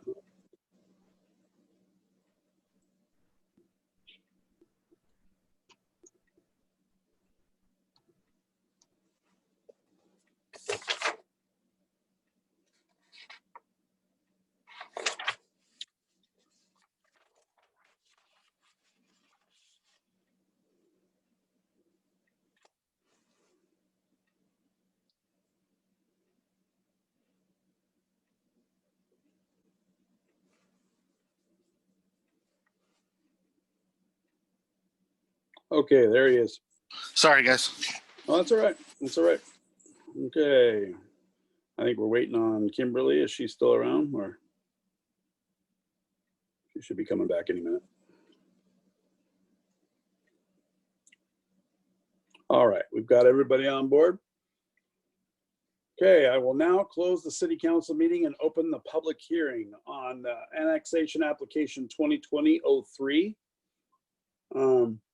Do any of the members of council wish to abstain or declare ex parte contact? No? Okay. The council will now hear the staff report on the proposal. And who would that be? Would that be Taylor? Yep, that'll be me. And someone needs to read a statement regarding evidence. Melanie? Mayor, I think you have to read that ex parlay or whatever that thing is, don't you? Oh, I read that. Do any members of the council wish to abstain or declare ex parte? Yeah, I don't. I think he means the LUBA statement.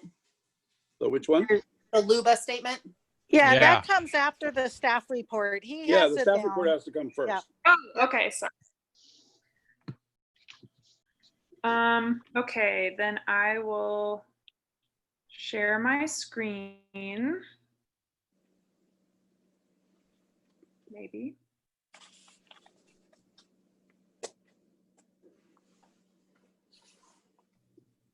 Okay. Can everyone see the presentation? Yep. Okay. All right.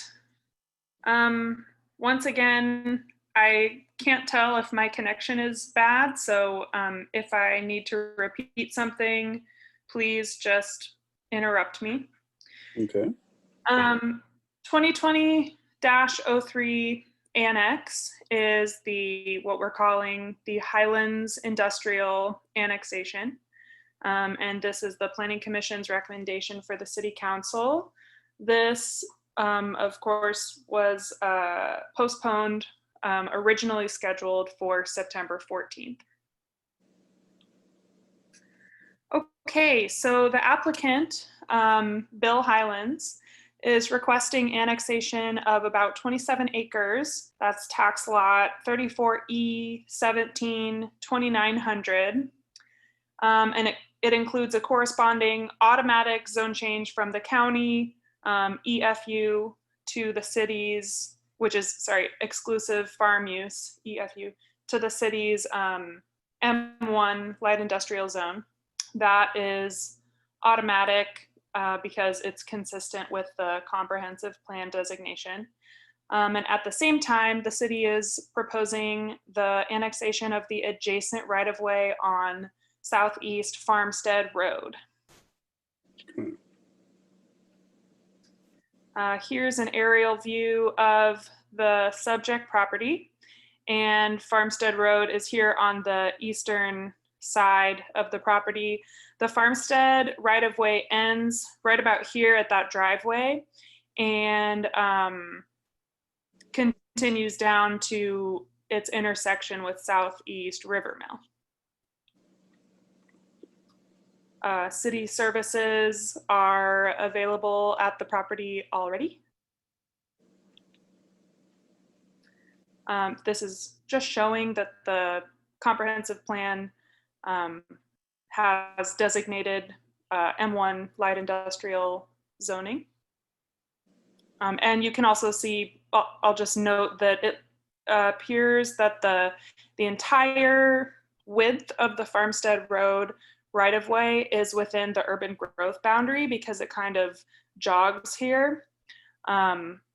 We would confirm that with the county, and so just to be sure, this annexation could, and in its the current iteration of this proposal is to annex just the half street of right-of-way along the edge of the subject property. Okay, so the original request, and we'll get into the testimony received. The original request included the entire length of that farmstead right-of-way. And so now the Planning Commission forwarded this recommendation. Sorry if you can hear my dog drinking water. Forwarded the recommendation with a shortened length just along the subject property. That was in response to 2 pieces of testimony from property owners along Farmstead Road. And so I'll just read those right now in case anyone can't see the screen. To whom it may concern, we own the property at 30123 Farmstead Road and 29749 Farmstead Road. We object to the proposal to annex the entire length of Farmstead Road from its northern end to the southern end intersecting with River Mill. Farmstead Road is narrow and dead ends approximately halfway along lot 2900. Lot 2900 has access on the east side that is wide and paved up to the city's gate at the end of Northwest Park Ave. The residential community using Farmstead Road does not want increased traffic. Incorporating Farmstead Road into the city of Estacada could adversely affect our property value. That was from the Tedros. And then the second piece of testimony stated, Farmstead Road is a narrow rural road. The people that live on this road have been there for over 20 years and all look out for each other. We all have small animals, kids, and grandkids that play in that neighborhood. In certain spots, only 1 car at a time can pass on the road. At present, that is not an issue since we all know each other. The amount of traffic during the removal of all the trees on tax lot 2900, the subject property, was noticed by all. The road was not made for heavy equipment or speeding traffic. We had both. The track out of mud onto the road from that clearing was not monitored or considered. My neighbor is feeling the need to install a tall fence now. We have had to slow down vehicles and call the sheriffs lately on vehicles that don't belong on the road. We are concerned about the safety of our neighborhood and the traffic that new construction will bring onto Farmstead Road. Are there plans to enter and exit from the industrial park? Thank you for your time. So that was from Robin Conry.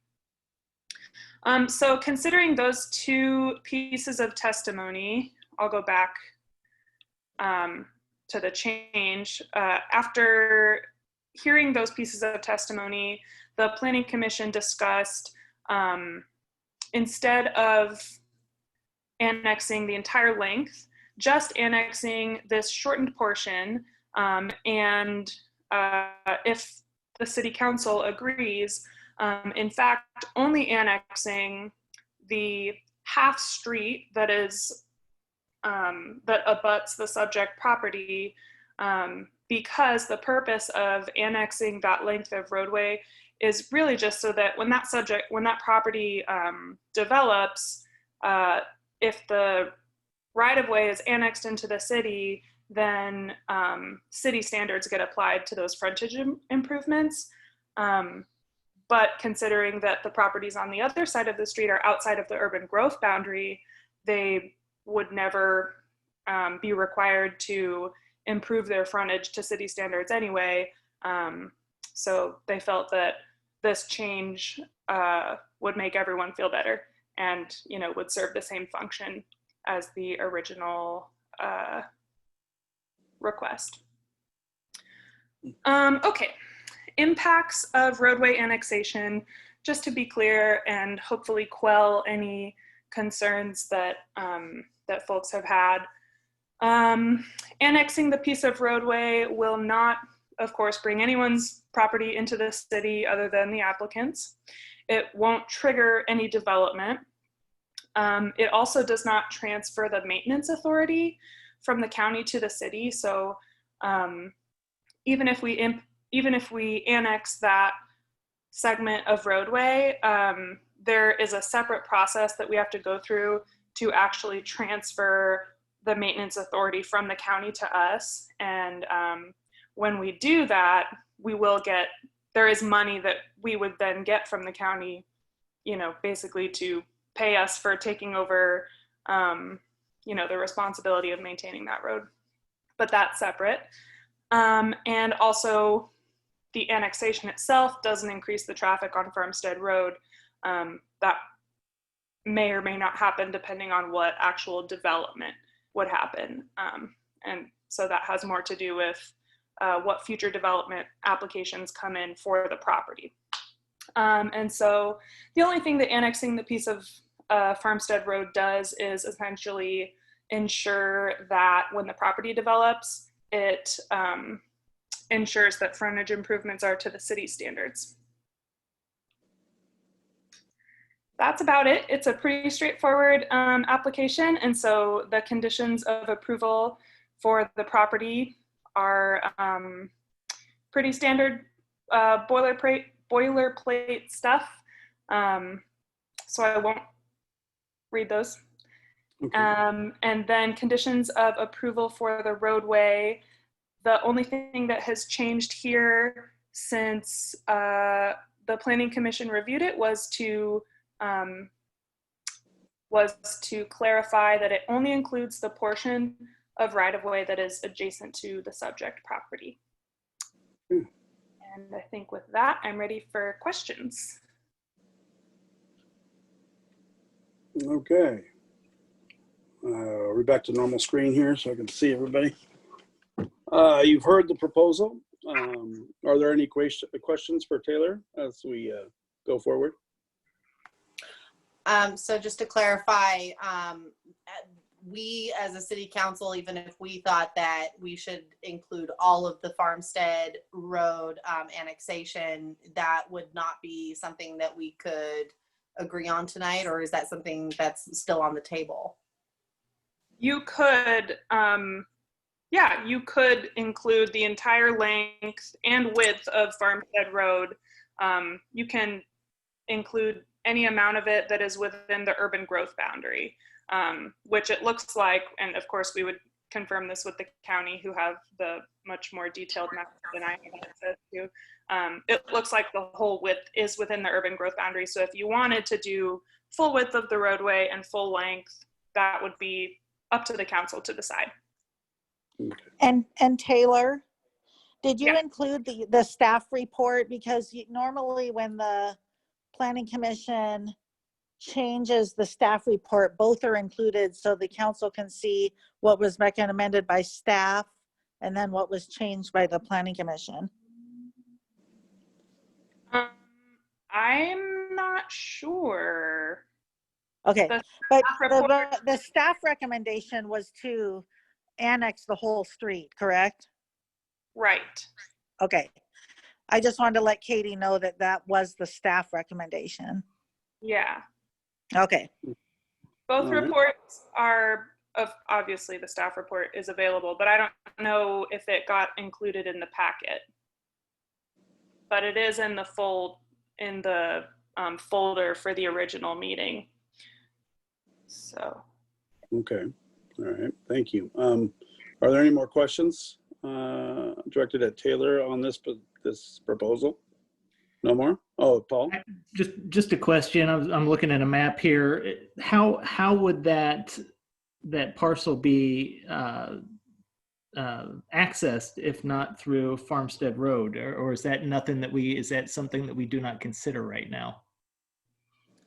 Yeah, so that parcel is currently at the end of where Park Avenue is built out to. Park Avenue stubs right at the end of that parcel.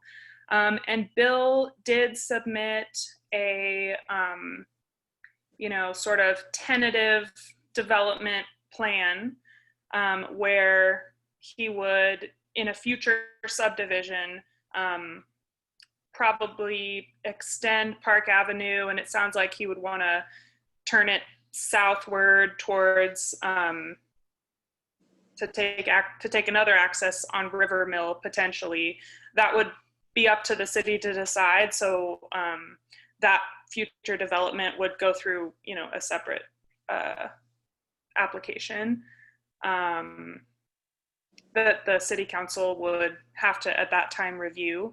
So upon that future subdivision application, there would be much more conversation about what is that traffic circulation going to look like. And the few conversations that I've had with Bill about it, or have, the things that I've heard from him, he sounds really interested in just doing whatever's going to work for the city. And so if punching Park Avenue through to Farmstead Road is not something that the city's going to want, it doesn't sound like he's going to try to make that happen, right? But if we did want to have it punched through, which certainly would increase traffic on Farmstead, then that's something that would have to get reviewed at a future time. All right, great. Any other questions? All right. Is there any correspondence? You already brought those forward.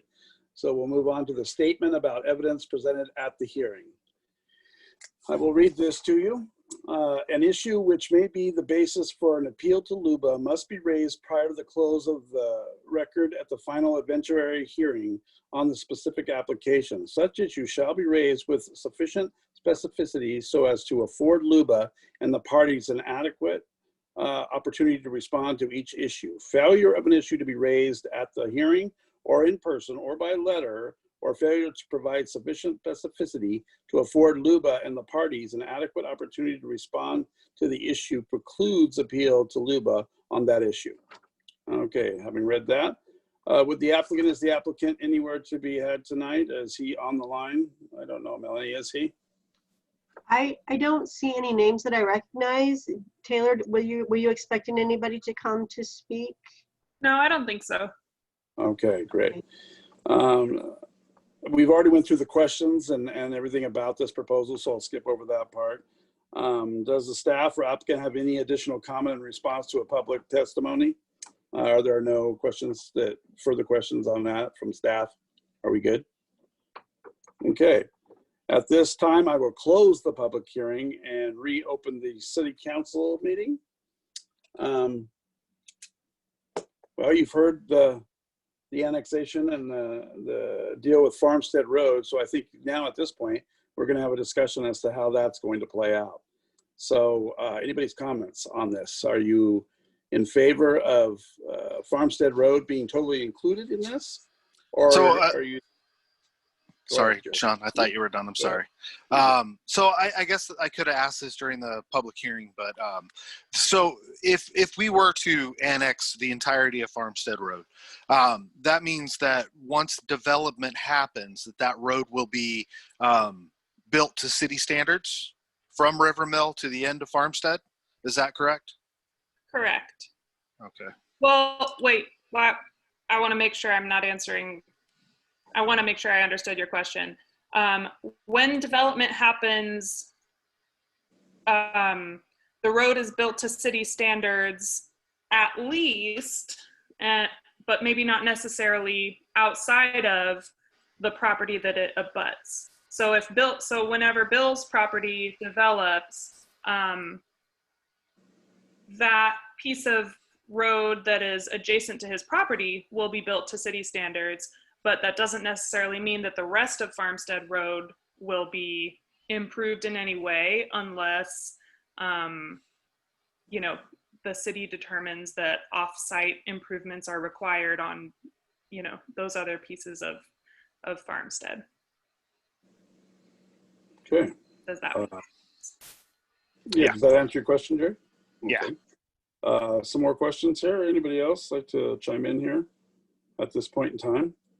I am just one vote, of course, but I can Sorry, I have one question for Taylor. So you said that annexing the property does not mean necessarily that the authority for maintenance is transferred from the county to the city.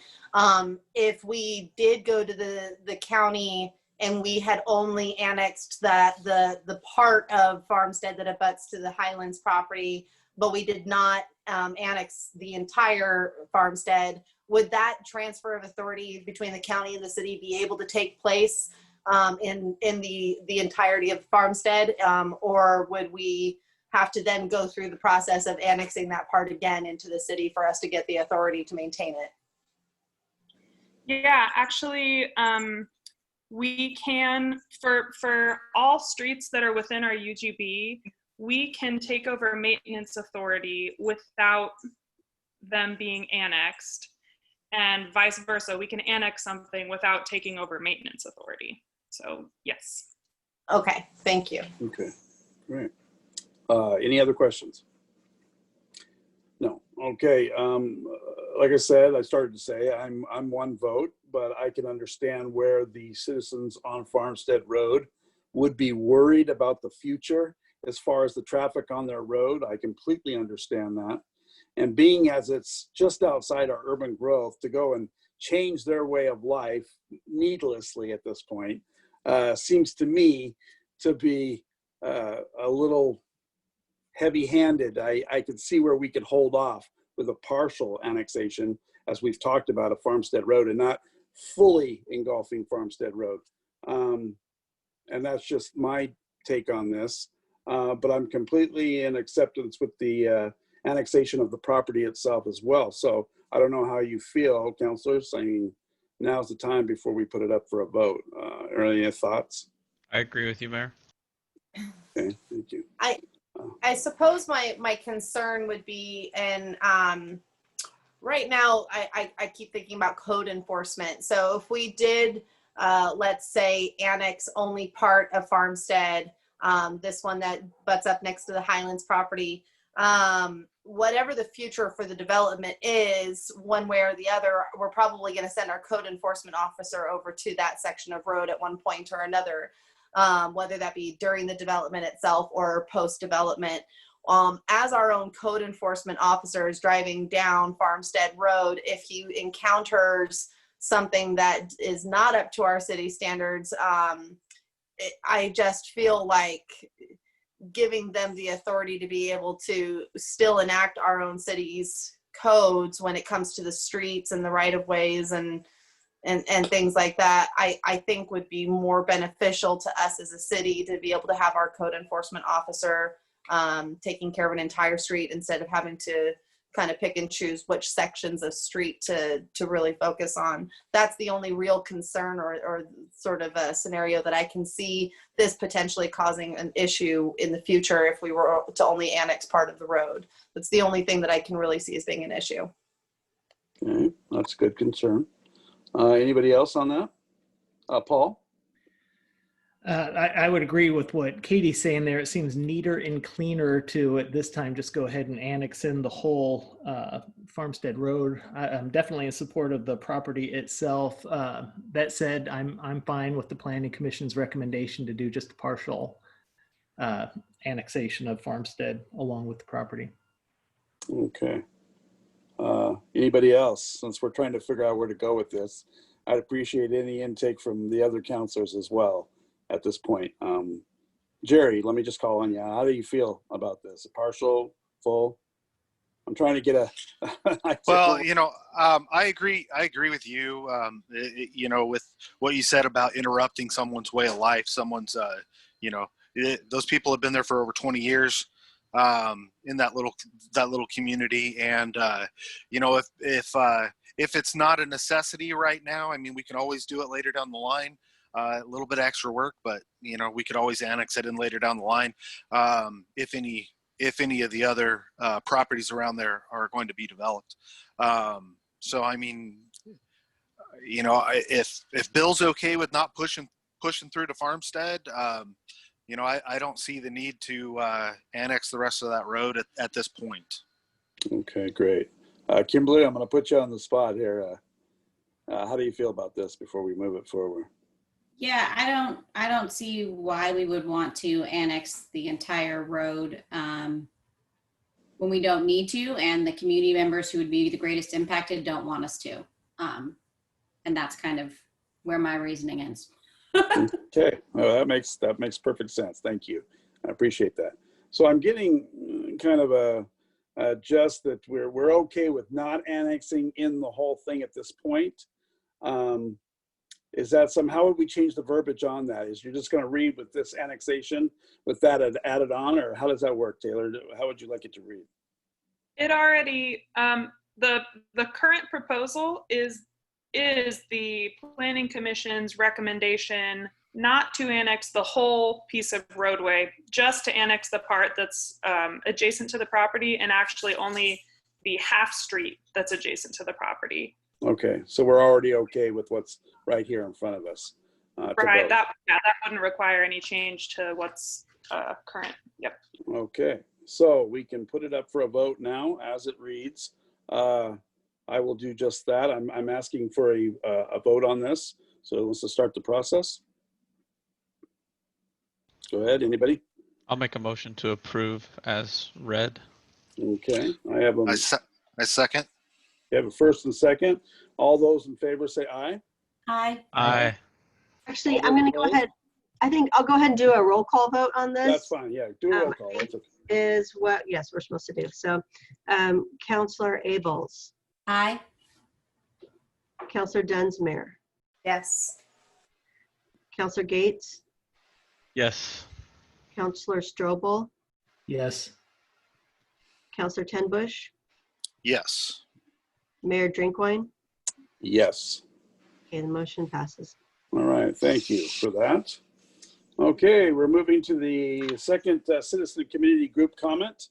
Is everybody out there that would like to speak at this time? Yes, I do have one person with their hand raised. If anybody else would like to speak, go ahead and raise your hand. I'm going to bring in, Joel Litke has already spoken, and so I think we only get one time, right? Yeah, you get one time in a session, so. So, but he would be the only person. My understanding is that you can speak once at the beginning and once at the end, correct? Well, I don't know. Is that how it's written? I think we could go with that. Bring him in? Okay. Yeah, let me go ahead and do that. And then I'll have to double check with Sadie because I might be in big trouble.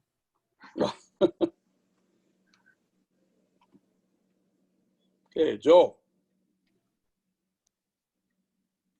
Take your mic off. Oops, sorry about that. Thanks for bringing me in. Sorry, I hope I don't get you in trouble, Melanie, for having a question here.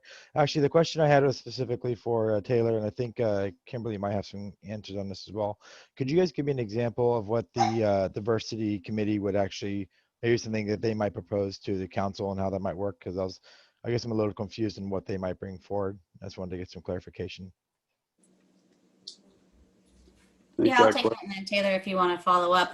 One of the big things that we've been discussing is we need to develop a strategic plan about how we're going to advance equity, diversity, and inclusion in Estacada and what that would look like. They would also be able to help us build that equity lens that we can use to examine our policies and make sure that we're not doing anything that's harming folks unintentionally, to make sure that we're including everyone as best as we can, and to make sure we're putting the resources in the right spot so that we're hitting we're benefiting our most vulnerable communities, and lifting everyone up. So it would just be a way for diverse voices to come forward in a safe space to have community look at the things we're proposing. So when we would have these kinds of policies and resolutions come forward, they would go through that committee before, just to make sure there's no language in there that's putting up barriers that we're missing or that we're not seeing given whatever our unconscious bias may be or whatever our specific lens is. So it's just another way to ensure that we're promoting equity, diversity, and inclusion in the city, and we're leading with that as a key way to move forward our goal to create a safe community. Awesome. Thank you for that. Appreciate it. Okay. Any other questions? I don't know if that was the question I had.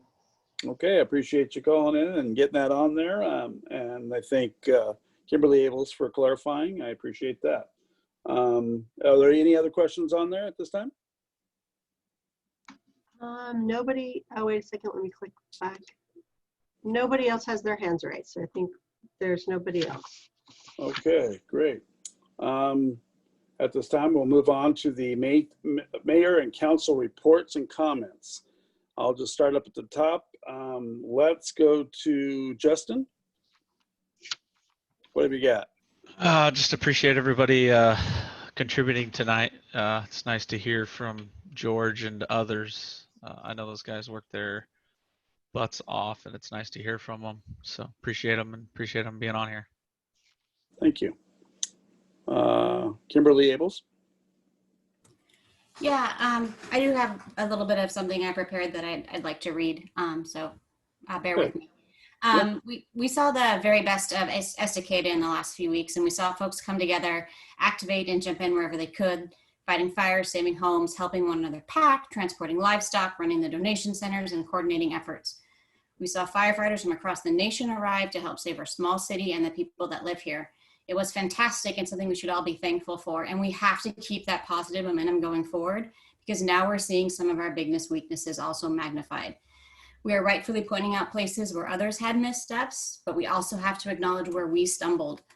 We are learning who we missed and are still missing some of our most vulnerable populations, connecting them to resources and pushing out information. The political divide and criticisms are clouding our ability or willingness to communicate with each other, and we have to acknowledge the inequitable distribution of resources that occurred, and the information that we shared had a real impact, whether or not that was intended. We can't assume we're reaching everyone through one or two channels. We have to seek out our community. We have to go outside our comfort zones, and when we do, we will become better leaders. We didn't protect our community that had been harmed and impacted from the media or others who were seeking attention. We didn't band together to communicate about key information on a life-threatening emergency, and we're still not sharing information with each other. We do not rely on each other equally, and I don't know how we can expect differing points of view in our community to come together and create a safer Estacada for all, reflecting the values we agree to if we don't commit to them and act that way. We're only communicating with like-minded people and audiences we know are pleased with our words or actions. We're not reaching every member of our community, and if we think we are, we're not listening. We're doing our community a huge disservice, and we have to be better. We have to acknowledge our differences and still work together. It had the potential to cost our city everything in an emergency, but thank God it didn't. We have to be the guide that we're asking of our community. We have to demonstrate how different political views can work together and move our city forward.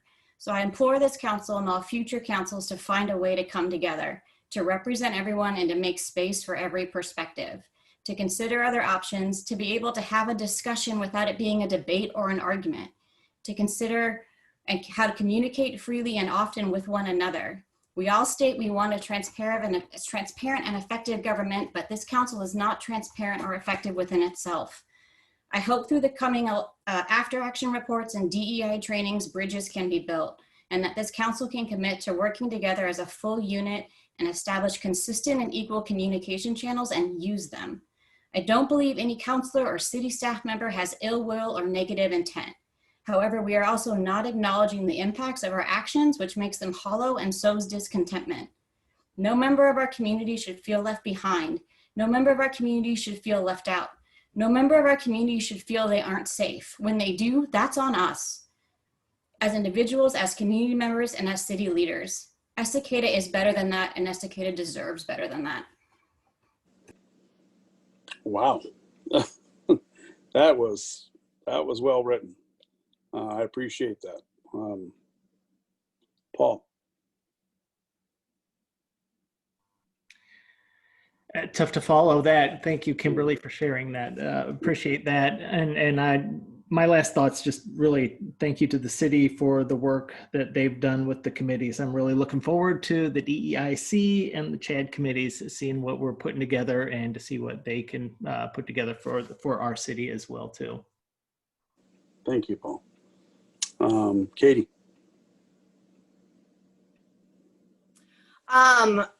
So actually tonight I wanted to speak to a couple of meetings that I had on Friday.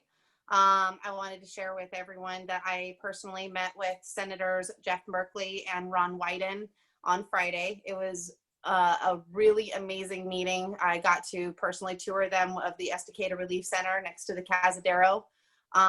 They were impressed really with how our community was able to come together. The Salvation Army was also there that day working with the ECW at the Relief Center, and the representatives from Salvation Army were singing nothing but the praises of our entire community. In fact, they would like to see us take the model that was so successful here of community involvement and try to show it to the rest of the world, because more communities can take care of themselves and take care of each other just as easily as Estacada was able to make it look. Really wasn't easy though. It was the hard work and labor of love of a couple of really strong people, a lot of amazing volunteers, a lot of amazing donors. Everybody really pitched in to give this their all. And that hard work was reflected and acknowledged by the U.S. senators that represent our state. I just wanted to share with everyone that the face that is our community right now of everybody coming together to take care of each other. It's not a political statement. It's not a political reason or organization. Really, it's just the hard work of some Estacada loving people all just coming together to take care of each other. No agendas, no politics. And it was amazing to see. And I'm just really proud to have gotten the recognition from people who represent our state in the federal government. That being said, I also wanted to share that we met with ODF, the Department of Forestry, at during the same meeting. I got to tour not too much of the fire damage with them, but we were taken up to a viewpoint above 224. If you haven't seen it yourself, it is a little shocking. I'm very emotional. I had an emotional moment at that time. That being said, ODF does want us as a city to make very clear that if you are seeing hot spots or smoldering inside of the fire footprint and it is not threatening a structure, please do not call 911. They have many crews going around doing mop-up work right now, and in some cases that mop-up work requires some of that smoldering to happen as well. But again, if you see a fire that is threatening a structure, absolutely call 911. That is what they're there for, protect the structures. But they do want people to not call 911 or reach out to the fire department just because they see smoldering or even any flames within the fire imprint itself or the fire footprint on the map. So that was the other thing that they wanted us to make very clear.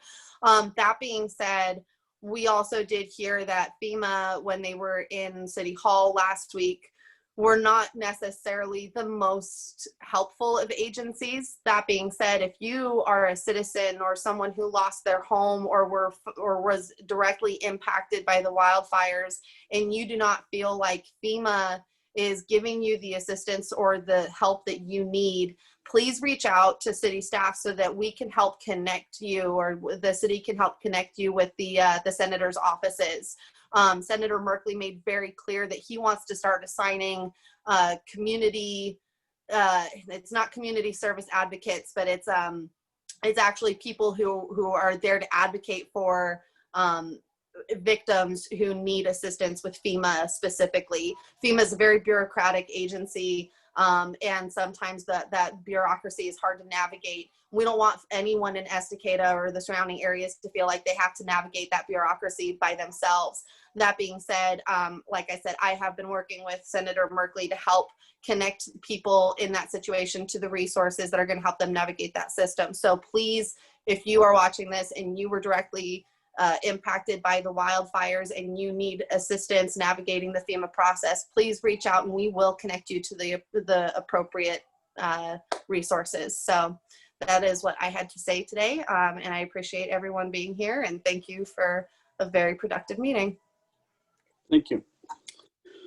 Okay, I guess that leaves me. I didn't see. Sean. Oh, sorry, Jerry. Sorry. You forgot me. No, go for it, buddy. Sorry. I'm going to circle back around to what Kimberly said. I listened to understand what she was saying, and I took a lot of it to heart. I personally am guilty of a lot of the stuff that she's talked about, and I pledge to be better communicator. That I think that's my biggest flaw is communication. I don't communicate in the best way, but I pledge to be better. So after all of that, I just want to thank again the amazing community that we have. Those guys out there fighting the fires. I couldn't imagine what this place would look like without those people and out there doing what they did. And then lastly, I know that things would be a lot easier if it was just the 3 people on the ballot and the mayor running. It would just be all said and done. But I want to announce that a local resident, Scott Stout, has announced a write-in campaign. He is going to be running for city council. He seems to be a very great guy. I spoke with him at City Hall with Melanie. And answered some questions, asked a lot of questions. He seems to be a great guy, been in the community for a while, and hopefully, he gets some support in the upcoming election. I think it's amazing to see democracy work the way it does. And a write-in campaign, not too long ago, someone else was elected to city council on a write-in ballot. I think it's an amazing opportunity for Estacada, just to show how democracy works. But thank you all, city staff, Mr. Mayor, the rest of the council. Thank you all very much. Yeah, we thank you, Jerry. That was a great comment as well. I didn't see the hate and division in our city during this time. I was out there 24/7, every day, every night, fighting alongside everybody to make sure this town stays safe. And we did a good job, and it was a good time, and people did the work that needed doing. The locals came forward. Everybody fought for their city. I cannot say enough good things about what happened during that time. I thank the locals for fighting to keep that fire out of our city. I thank ECW for putting out so much food and clothing and needs for everybody. And everybody who was involved out there, whether it be somebody, your neighbor, taking horses or cattle anywhere else, or there was not a division. Okay, I've heard a lot of it. I've had people call me and speak of this division. I'll tell you something, there was militia in this town during that time, but that had nothing to do with the people of this town. They came from somewhere else. Craig Roberts' team handled that. So some of the guns you saw out there were not supported by this city. And I can't help that they came here. What I can say is the people that live here and that work here and that were in that fire and that were hurt by that fire are not those people, okay? So when you say there's division, be careful with that word. There is no division. We are a town that lives together, loves together, and works together. And I like to stay that way, and that is my comment tonight, so thank you. This meeting is adjourned, so thank you.